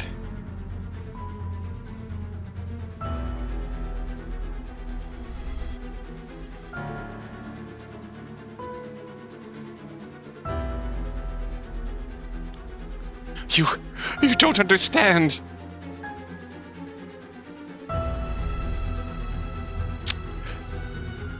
You have absolutely no idea what I'm going through. This isn't a joke. I wouldn't expect the police to understand. You'll never understand. Living sacrifices. What a stupid idea from a stupid little man. Okay, ma'am. Let's just take a moment to breathe. Why don't we go get some fresh air? I can't believe this. This is... Ooh. Chief, I think it's best me take our leave. Before we go, there's one more important piece of information noted in his journal. Oh? Uri got in contact with Nejima last year after Nejima was released on parole. Provided him with accommodation and financial support. Is that so? He managed to find a hideout for Nejima to stay in. Damn it. Anything rather than use his money to support the Shiraishis, it seems most went to Nejima instead. Oh, fuck. If Nejima's lurking around anywhere at the moment, it's probably in that hideout. Did he write where it is? Unfortunately, no. Not that I can tell. But it seems Michiyo knew where it was. Ooh. She never met with Nejima in person, but she was made to go in and clean up, among other things. Oh, that's fucked. What is that information? The girl's already dead. Wait, no! She's alive! That's right. Michiyo Shiraishi is alive. You can find her and get her to talk. You can get her to spill the beans on his hideout, too. Investigator, I'm asking you. I should be going. The lady's not well. Respectable man.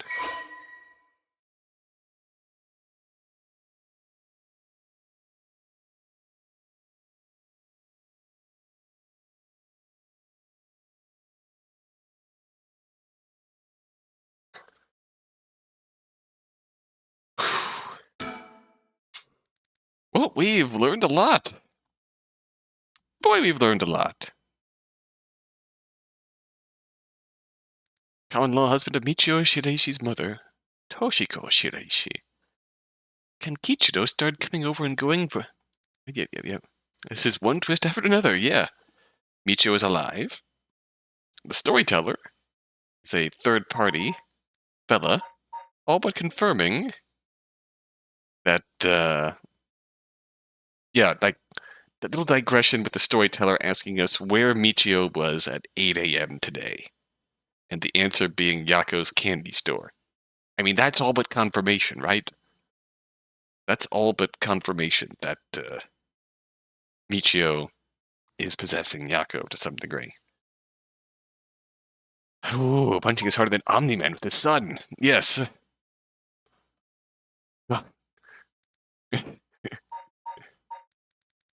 Think, Jun. Think. Boy. Ooh.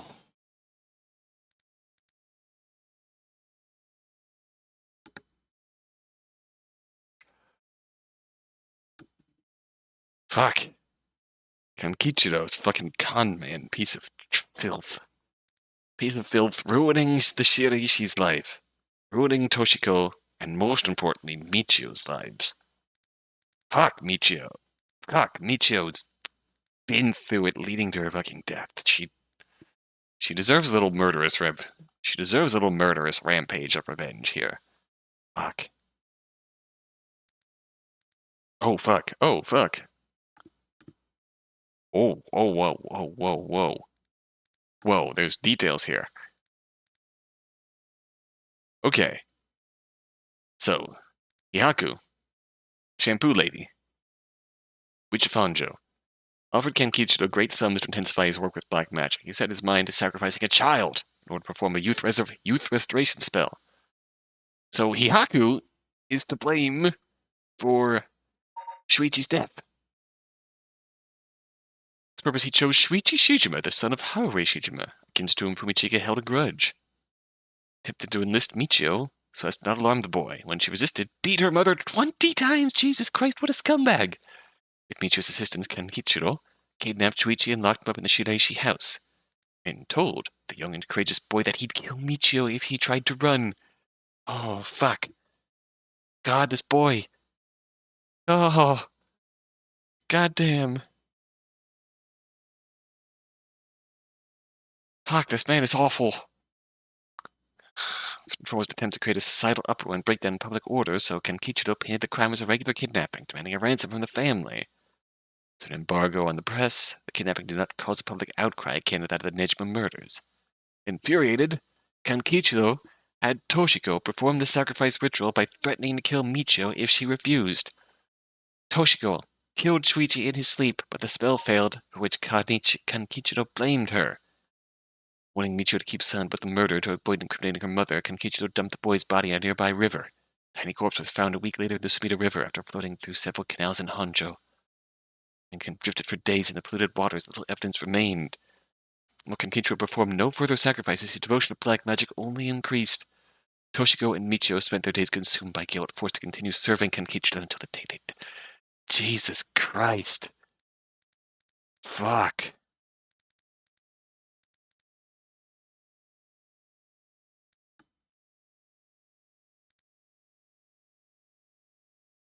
Kankichiro set his sights on her after encountering her at her part-time job.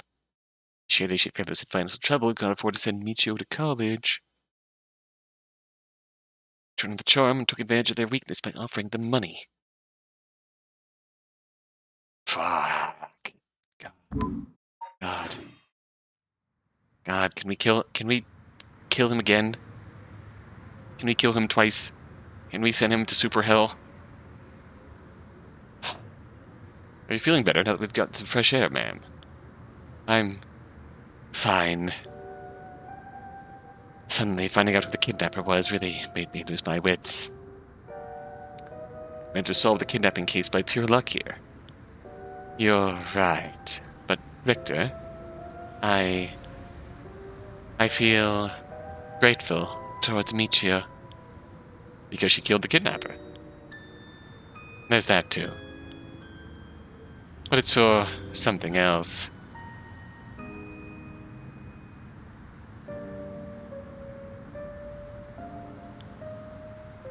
If Michiyo is the one killing all these people, then she must have acquired quite a sizable amount by now. Soul dregs, I mean. Hey, Victor.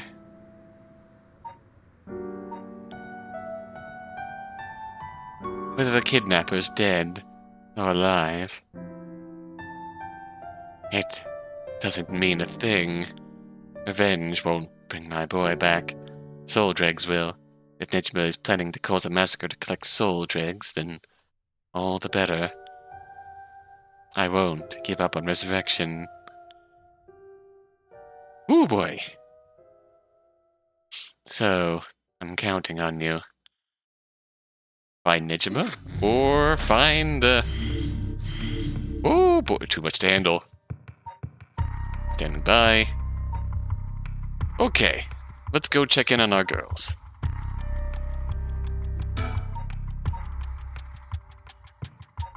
Alright, Rite of Resurrection is the inception of this whole affair. Yakko and Mio decide to confront the man responsible for spreading rumors of it in the first place, Arishi. Find him at his frequent stomping grounds, the Kurokyo Cafe.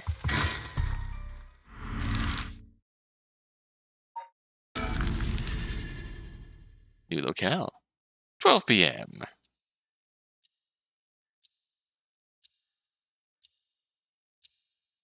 Well, this place looks pretty.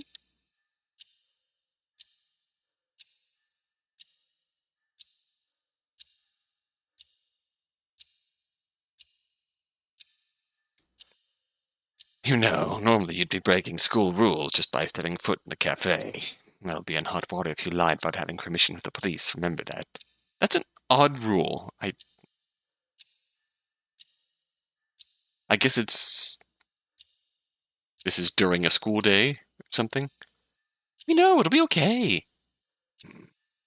So, what did you want to ask me? We can look around. Anything funky hanging around? Ooh, we can look around at lots of things. Mockingbird number 8. Look at them. Who is this? Sparring Sparrow Bros. Look at them go, look at them go.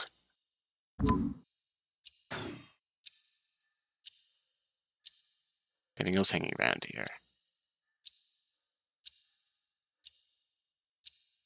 A cafe. I've never been to one before. How exciting. It's pretty smelly inside because of the cigarette smoke, but, that seems to be more reflective of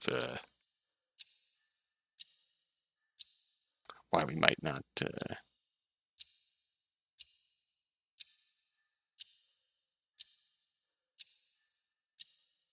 Yeah. Kurokyo Cafe. Coffee shop on South Watagasui Street. Kurokyo Cafe's convenient location has made it a favorite of businessmen in the neighborhood.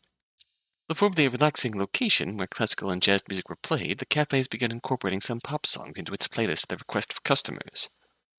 The most popular menu item is a pilaf served with black coffee, although cream soda topped with a large scoop of ice cream is also a popular choice. Fashionable cafes featuring jazz and live performances were in vogue until the mid-Showa era. The number of cafes offering a carefully brewed cup of coffee in a relaxed atmosphere began to increase. Many of these locations also have public telephones, making them convenient meeting places. However, they also developed a reputation as hangout spots for delinquents, leading a large number of schools to forbid their students from patronizing them. In recent years, table arcade games have become a big hit, affording cafes installing them a steady stream of customers. The Shijima kidnapping seem to have resolved it here. Right, some money, corporate Kukaki. Yep, culprit was in fact Kenkichiro Iwai, an unemployed loser.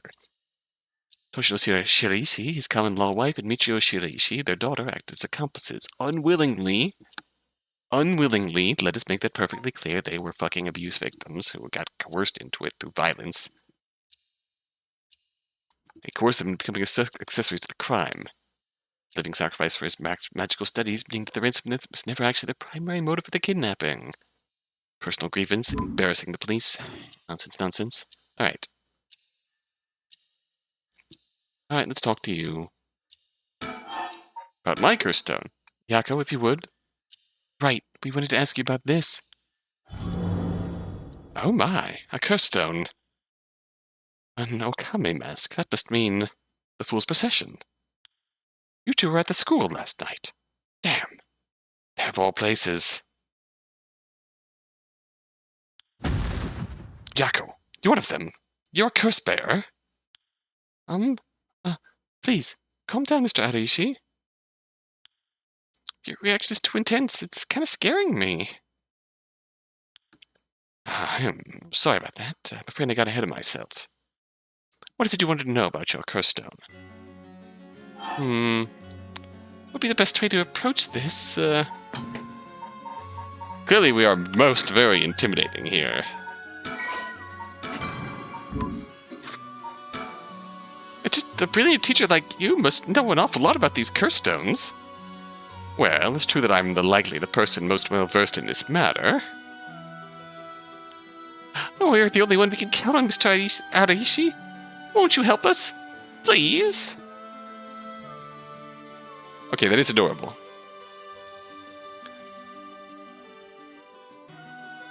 Let's leave your flattering face at hand. That is precious. Oh, am I now? In that case, there's no harm in hearing what you have to ask. Thank you. Let's see.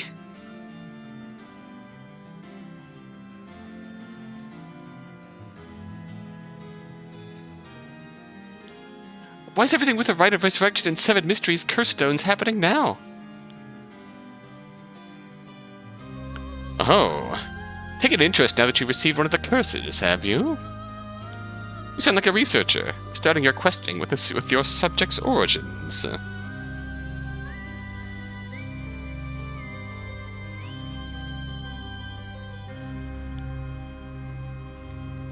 Mr. Arishi, you're not the one who triggered the curse, are you? No, I'm afraid I had nothing to do with that. Rather, I wasn't even attempting to do so in the first place. Completing the rite itself has nothing to do with my research. The first we've seen him smile? Yeah! That is literally the first time he's smiled about anything.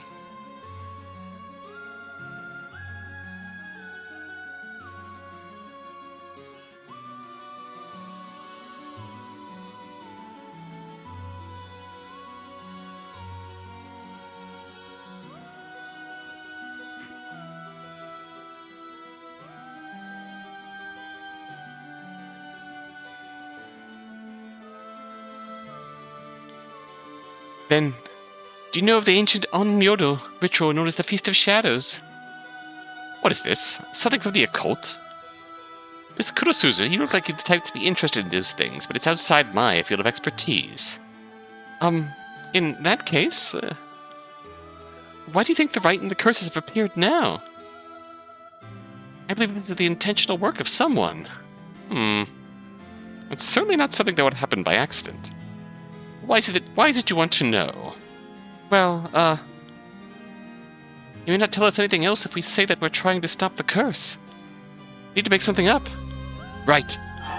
Okay. Make something up. Well, you see, we just have such intellectual curiosity and think it could really help your research. I see. Now that you mention it, seems like he's reluctant to answer. Then how about... Yeah. Can we act disappointed? Act disappointed. Oh, we figured you would know since you're so smart. How disappointing. How dare you? You make it sound like I'm stupid. Couldn't be more wrong. Do you realize how devoted I am to this research? Allow me to first elucidate you regarding the author of the Record of Fates. A special privilege, I might add, since I have yet to publish this in a paper. Yeah, okay. Alright, hit me.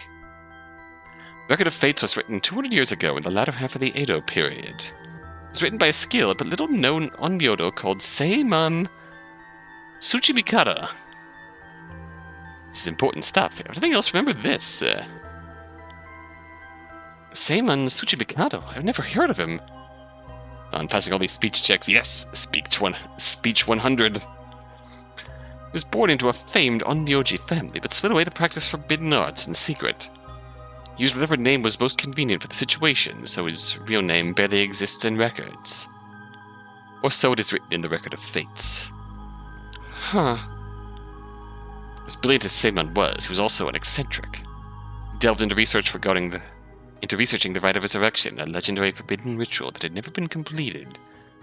However, by involving himself with this forbidden ritual, he was expelled from his family and eventually found himself in Honjo in Edo. Record of Fates are the writings Seiman recorded on the road to Edo. I see.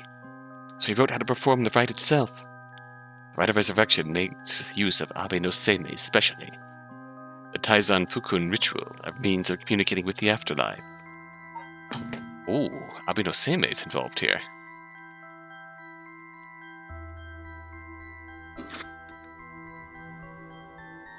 Taizan Fukun ritual means of... Uses soul dregs to activate the soul of a dead spirit that has been called.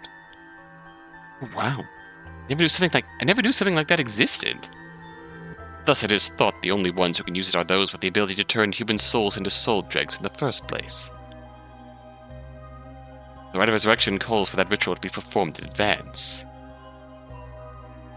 Human souls into soul dregs. And that's what That's the role of the Feast of Shadows in all of this. That awakens the curses and gives normal humans the power to turn human souls into soul dregs.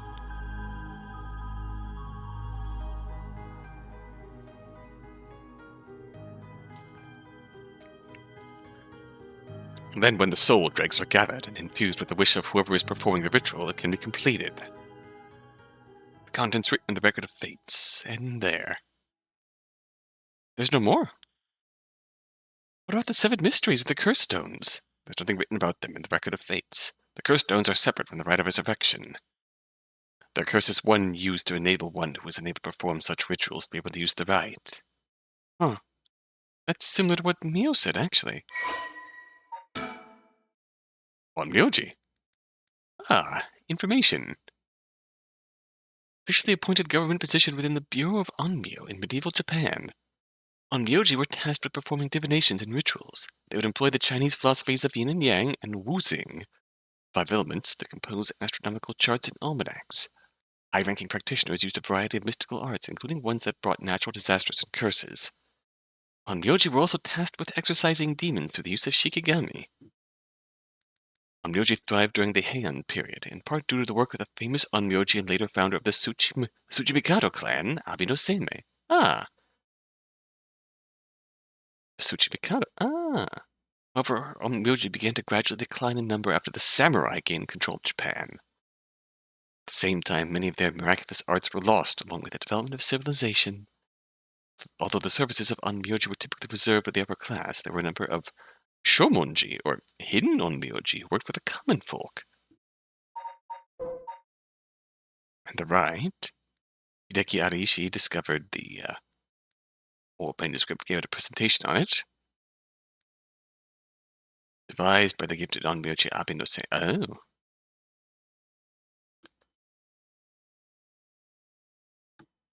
Abino Seimei, or Seimen Tsuchimikado. Same difference by the sound of it. So it would seem.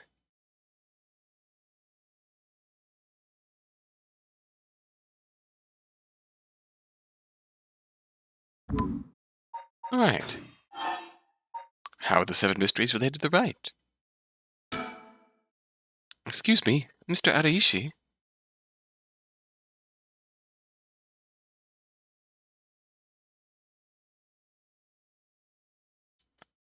Oopsies.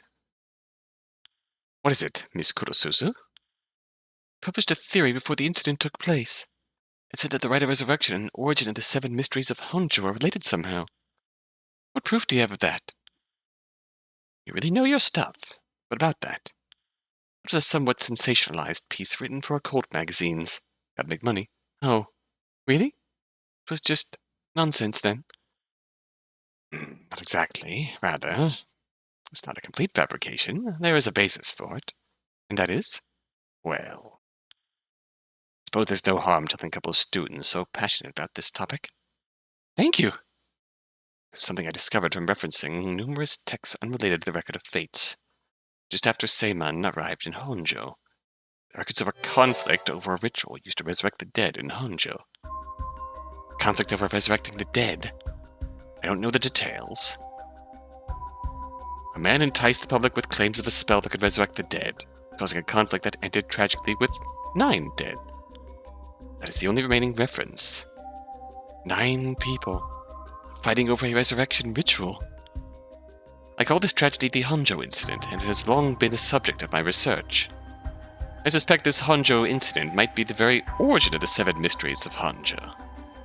So what you're saying is, the resurrection ritual at the root of the Honjo incident is Seimon's Rite of Resurrection. Yes, that is how the Record of Fates ties everything together. To put it in chronological order, first Seimon brought the Rite of Resurrection to Edo. You can assume that by this point, Seimon was likely using a different name. Then in Honjo, 9 people fought to the death over this rite, the Honjo incident. After that, the incident was covered up by an interested party, preventing it from being recorded in history fully. Eventually, it was passed down in incomplete pieces, becoming known as the 7 Mysteries of Honjo. That's more or less the course of events. There were 9 total. Honjo incident. Chain of events occurred around a certain resurrection spell that became the basis for the 7 mysteries. Which kind of tracks, because there's 9 of them.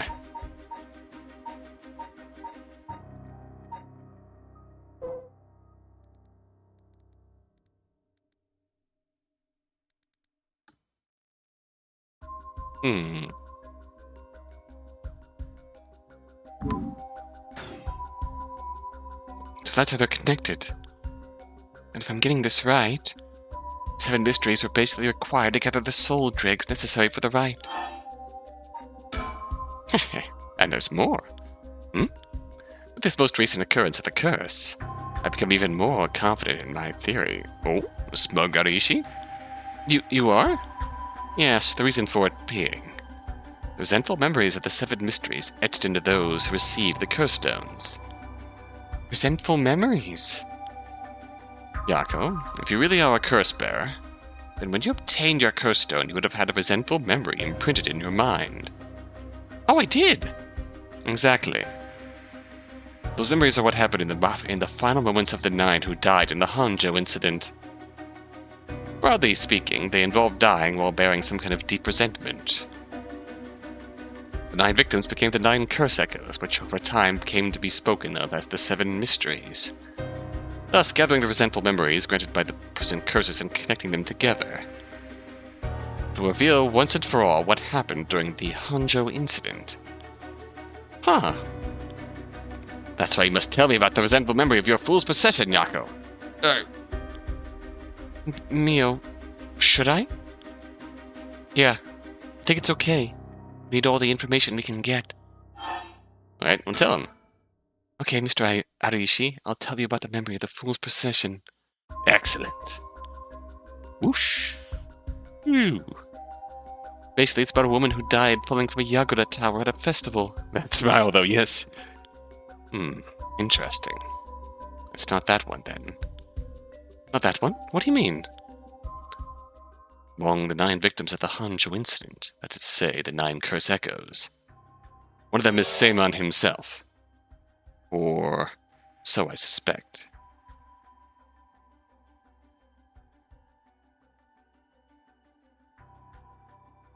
Huh? Seimon was one of the victims at the Honjo incident, too. I think an Onmyoji as powerful as him also became a curse echo? That is interesting.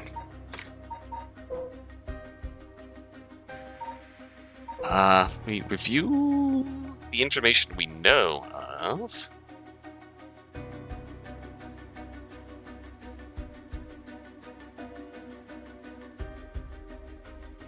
This is a night watchman.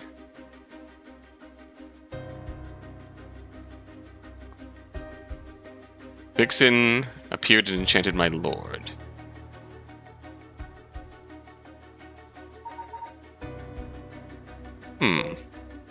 Evergreen Beach.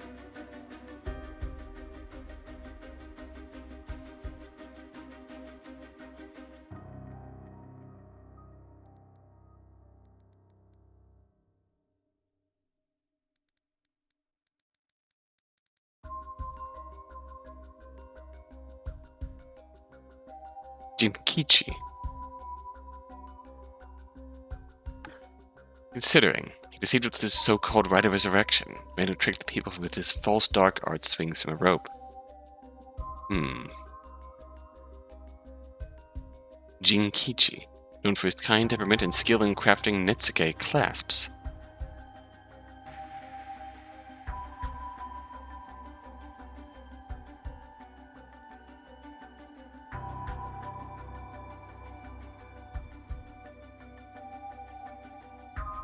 That's curious, though. That is very curious.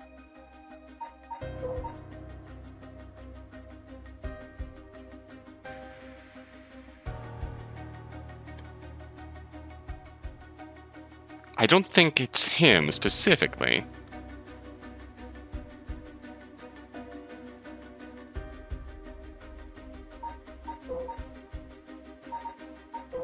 Not the Whispering Canal.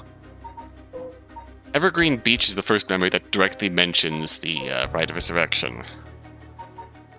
What did we pick up here? The foot washing mansion. She was an accomplished onmyoji.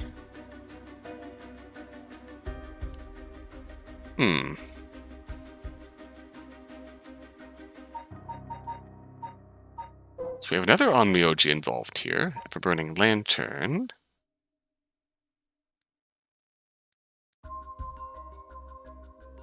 A spy of the shogunate.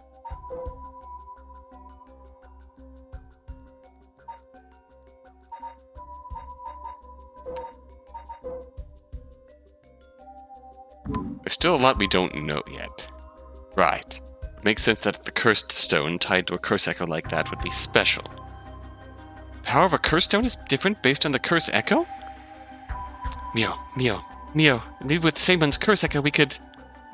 Yes, we may be able to settle this whole situation. Hey, what are you two whispering about? Oh, nothing, sorry. Anyways, Mr. Araishi, how many of these resentful memories have you gathered so far? I have learned a number of them. Evergreen Beach, the foot-washing mansion, the ever-burning lantern, and now the Fool's Procession make 4. Oh, did... I suppose he did swap info with Tetsuo. Of those, the most important are the foot-washing mansion and the Evergreen Beach. Ah yes, the two that involve the onmyojis and the Rite of Resurrection. What are they about? First, the foot-washing mansion. Onmyoji appears distinctly in this one. Really? But not Seimon, I'm afraid. A female onmyoji who sought the Rite of Resurrection due to her obsession with her personal appearance. Her legs, which she had always taken pride in, were stricken with corruption after she was defeated by Seimon. Ah!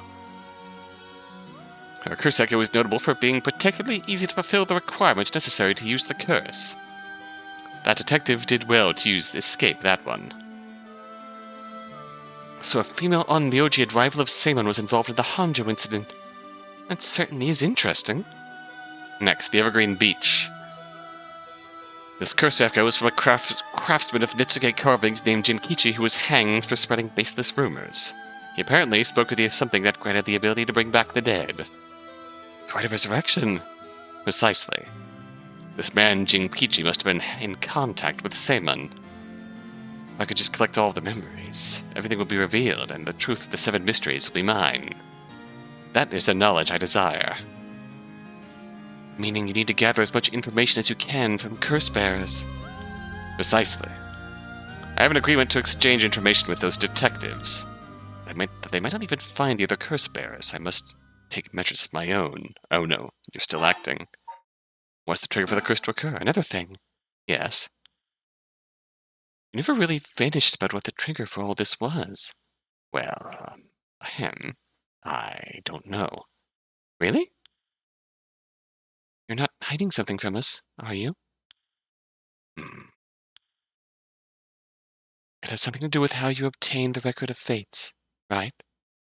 How did you really get a hold of the Record of Fates? To tell you the truth, we're in a race against time. It could be a disaster if we don't hurry. What are you talking about? Someone left a warning that at sundown today they would use the curse to kill a lot of people. The one who left that message is the culprit behind the Nejima murders from 20 years ago. What? Something so terrible will happen? I won't allow potentially hundreds of people to become victims of a curse. I'll do anything in my power to stop it. This is becoming serious, Araishi. Mr. Araishi, please, tell us everything you know. I'm sorry, but I truly don't know anything. The truth is, it's given the Record of Fates by a woman. Shampoo lady. A woman. All roads lead back to her. Well, her voice sounded like a woman's, but I didn't actually see what she looked like. 1 month ago, while I was investigating, at night, I suddenly heard a formless voice. A woman's voice. It said, I entrust you with this ancient manuscript and the Rite of Resurrection held within its pages. Spread rumors of this ritual as far and wide as you can in this coming month. Before I knew it, an old document had fallen down at my feet. 1 month! She specified the time period. I was told if I did that, I could study the manuscript as much as I pleased. Wanted so badly to verify its authenticity, I ended up accepting. I haven't heard anything from the voice since then. Must have had you spread the rumors in order to strengthen the power of the curse. Tie together the curse and the desire to seek out the right. Makes it likely that the owner of the voice is the mastermind behind all of this. Hence I went public with a record of fates. The Yakko and occult magazines immediately jumping at the news was a financial boon to me. Huh? Hihaku? As in Hihaku soaps? Right, I mean, no, that's not important, just some personal business. It doesn't matter if they're sponsoring me and funding my research, but, After that, I waited, trying to predict what would occur in a month's time. That's when the curse began. Those are all the details I have. What else do you know? What is it? Tell me what you know. Very well. I've told you this much. I may as well tell you one more thing. Thank you. What might that be? About Seimon's Record of Fates. There's a sort of continuation to it, with a document called the Record of Fates Yin Scroll. A continuation? Actually, a section written in Seimon's own hand was appended to the manuscript, according to which, after the Honjo incident, Seimon lamented such a calamity taking place. Apparently wrote the addendum of the event that the tragedy became its own curse. It seems he had an idea that the victims of the Honjo incident would turn into curse echoes and be used to gather soul dregs. It supposedly details how to handle any trouble that occurs as a result of the Rite of Resurrection. Really? Hold on a second. Don't you find that strange? What's the matter, Miss Sakazaki? You think my information inaccurate? Shit, good point. If Seimon died in the Honjo incident, then he couldn't have written an addendum. You really don't get it, do you? Huh? Am I wrong? Have you forgotten the ability Seimon possessed? Of course not. He could use the Rite of Resurrection. Oh. You're telling me Seimon used it on himself? Oh. The Rite of Resurrection can be carried out in advance, so it activates when the soul dregs are gathered together. Then is it not possible that Seimon himself was resurrected by the rite after it all took place? But he'd still have to collect the soul dregs needed to use the rite. Yes, and that's why they died. The 8 others besides Seimon. What? They died in the Honjo incident for their soul dregs? It sounds like it's the same as what's happening now. That's why I need these resentful memories, to learn the truth. I get it now. The issue at hand is that the Yin Scroll and the Record of Fates were supposed to have been passed down as a set. When I received the Record of Fates, the Yin Scroll was gone. Only this information was left. Supposedly Seimon's blood descendants guarded it as they passed it down across the generations. There's a person... Oh, we do have you updated now. Oh. Who am I looking for here? You are very pretty. Michiyo, protector. You told me. Biting you. You are probably evil. Hello. I am looking for you.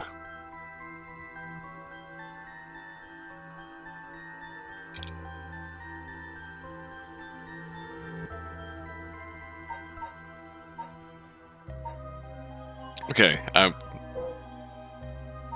some reason I thought you might have been connected to Abinoseme here. It seems that over their long history, the two documents became separated and the scroll's location...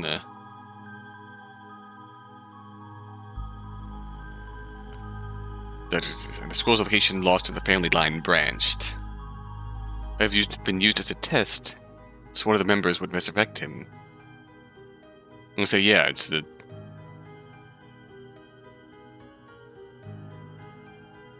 I was gonna say, I could see him, performing it on himself. Sort of like an auto-life spell, so in case something happens to him, once enough people die... Then he just sucks up the soul dregs and just goes, whoop, auto-revives and comes back to life.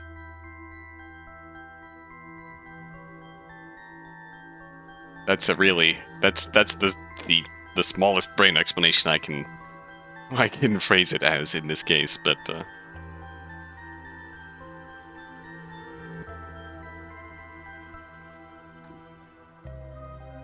what he said, what it seems like he's saying here is that you can cast the rite in advance, and then gather the soul dregs. And once you max out your soul dregs, then it just activates and brings your soul back.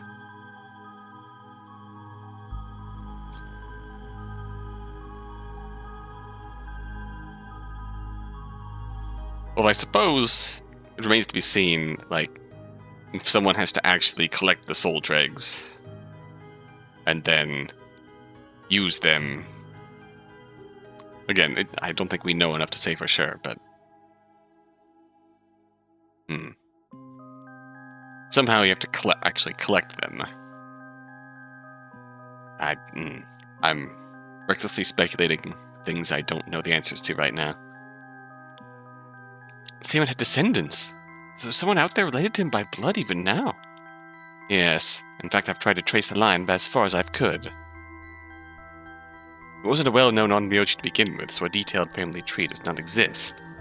It seems likely that the use of the manuscript has been long forgotten, only being passed down out of tradition. Since they aren't even aware of what they have, tracking it down is quite tricky indeed.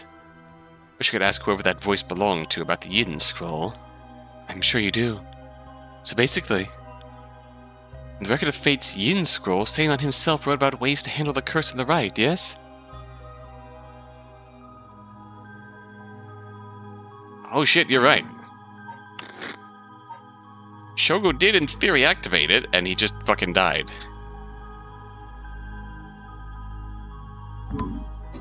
That is a curiosity there.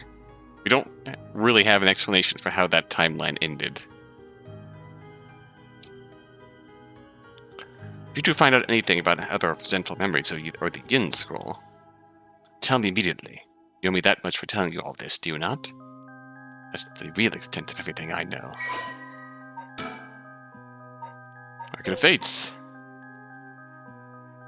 Riki Araishi claimed he found it in the storehouse of an old private residence. It was instructed to him by the mysterious voice. That's interesting. The manuscript was written by Seimon Tsuchimikado, an Onmyoji from the Edo period. He was an extraordinarily adept practitioner. After being banished from his family for research of forbidden arts, he changed his name and moved to Edo. He wrote the Yin Scroll because he feared that the descendants of those involved in the Honjo incident might become cursed. He used the collection of soul dregs for the rite. So we need to find the Yin Scroll. Yes, I understand. Thank you for your help. If you bring me some useful information, I'll take it into consideration for your school grades as well. We'll be sure to do that then, Sensei. 1 p.m.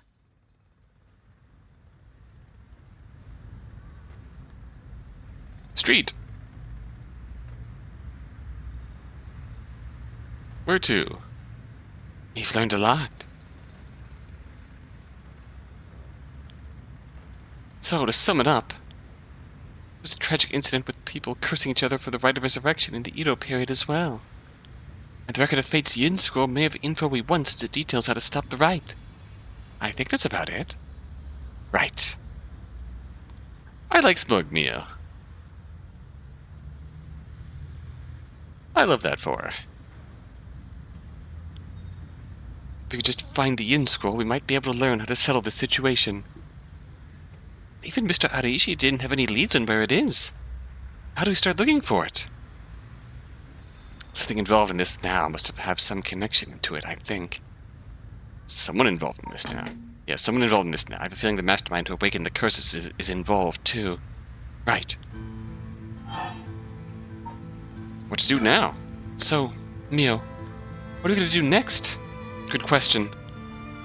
Maybe best to give the information we just learned to Inspector Tsutsumi. Got a pretty big clue from hearing about the Record of Fate's Yin Scroll. Mr. Tsutsumi might know more about it. Should we go back to school then? Yeah, that's our point of contact after all. We also got a lot to learn. We've also got a lot to learn from him, too. So they just discovered, yeah, we've got more to build up to here involving, what's going on with Yakko and Michiyo. Who's behind that voice gave Mr. Araishi the record of fates. That must be the mastermind, don't you think?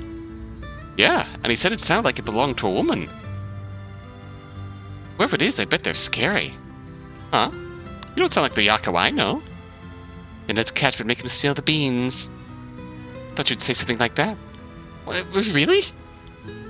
I guess I'm just not really feeling that confident right now. I understand. Oh. I don't know if it's related to that woman behind the voice. I'm also interested in the female on Myoji who was a rival of Seiman. Oh, that reminds me, Mio. You know what's nearby here, don't you? Hmm? Oh, you mean where Michiyo? Yeah, where it happened. I was going there every day to leave flowers. Even though they always get cleared away anyways. I'm sure it must be hard to have to be reminded of Michiyo's death all the time. Oh, that reminds me. Yakko? Yeah? When you asked me to do the stirred board 2 days ago, did you come here that day too? Yeah. I left some flowers before going to school. Why? Did anything seem different that day? Oh? What's this all of a sudden? Though now that you mention it... That day... I suddenly felt lightheaded and ended up passing out for a little bit. Oh! Well... But I came to right away and felt fine, so I didn't think anything of it. I see. Michiyo came to say hi. That's all I was wondering about. Thanks. Hmm? Excuse me, who goes over there? You? Whoa. Sorry, I didn't mean to eavesdrop, but something you said caught my attention. And who might you be? I'm Yutaro Namigaki. I should probably tell you, till yesterday I was a curse bearer. That should clear things up. A curse bearer? Was. Yeah, was. Hey. Mr. Narcissist is here, yep. Oh, you don't need to be scared. I've already given up the curse stone at the foot-washing mansion. The foot-washing mansion? So you're the one Inspector Tsutsumi was talking about. Ah, you already know Inspector Tsutsumi? That makes this simple. There's nothing to worry about. Oh, hey! You're... in the driver's... whoa? Yakko? Yes. Wait. What? Just now, was I doing something? Uh-oh. So was that flashback she had to the truck? The truck. And,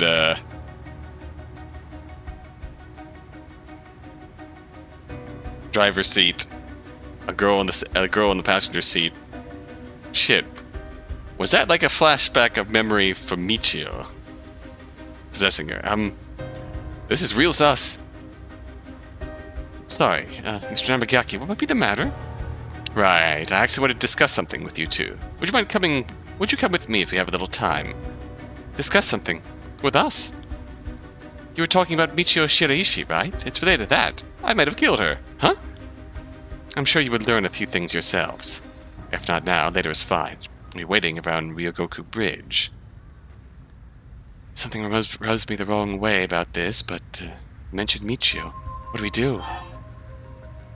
Oh, we get a choice here. Let's go. Well, I suppose we may as well hear what it is you have to say. Glad to hear it. Then shall we relocate elsewhere? This might be a bad idea. This may be a bad idea. Hello. Your favorite place, apparently.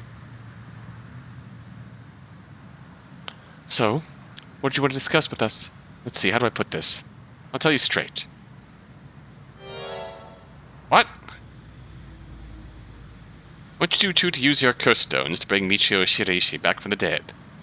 What? Hmm? It's why I was pursuing the Rite of Resurrection in the first place. Oh. Fortunately, I had to give up my curse stone before I could succeed. Did you fucking kill her? Did you fucking...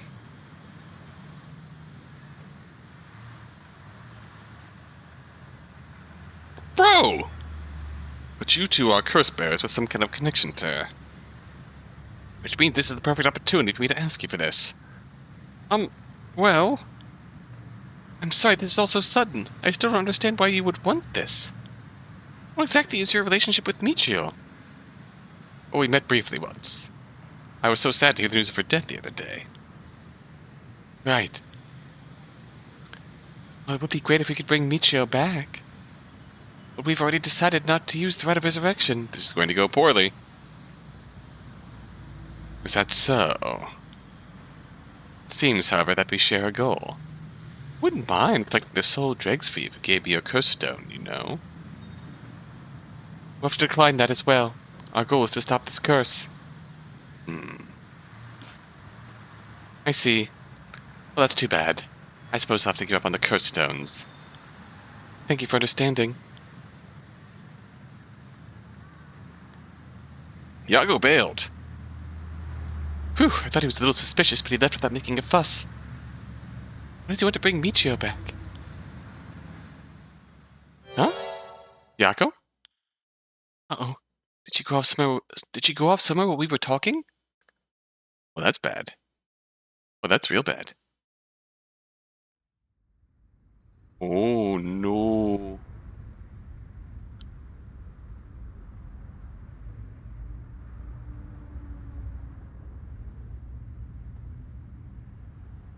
Huh. I finally caught up to you.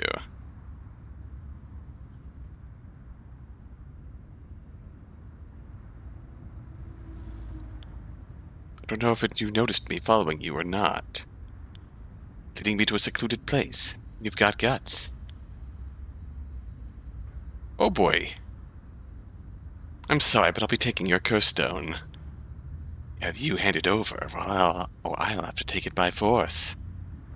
What? What are you doing? Huh? What?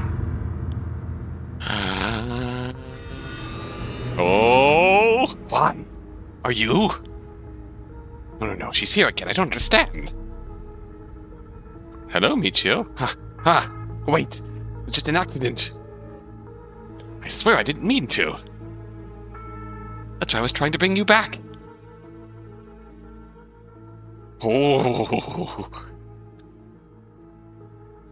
You're already too late.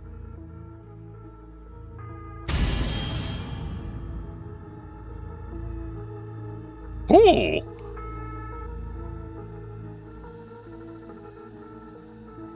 Oh! Bah! This is an ending.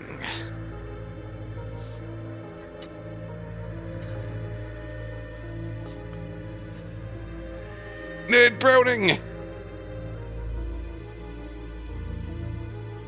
Oh my god.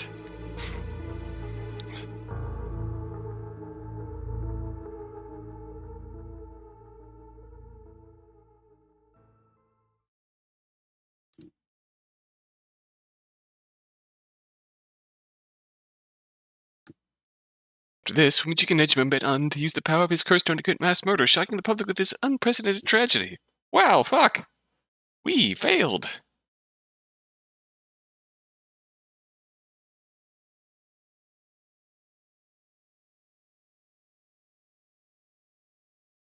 Oh!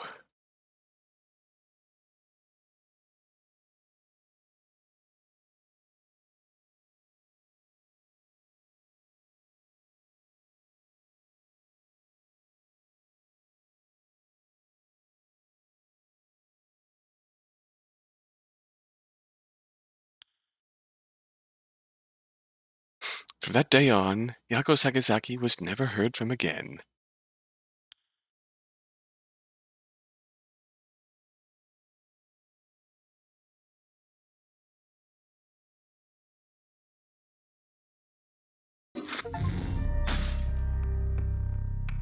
Wow. Wow.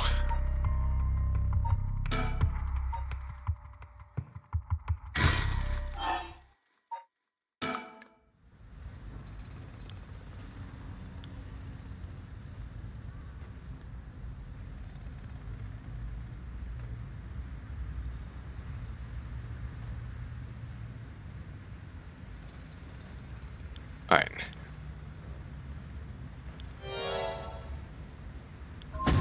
Alright, yeah, we are not going to go with you this time.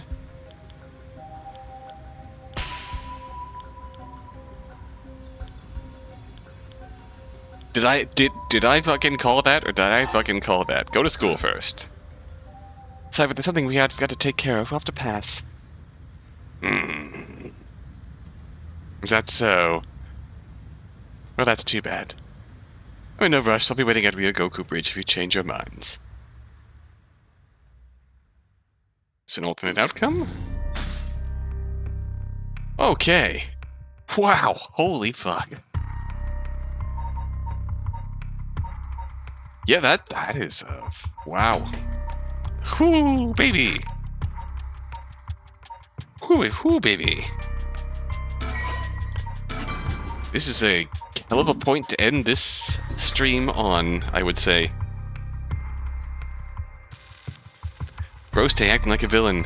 Yep. Did I fucking call that,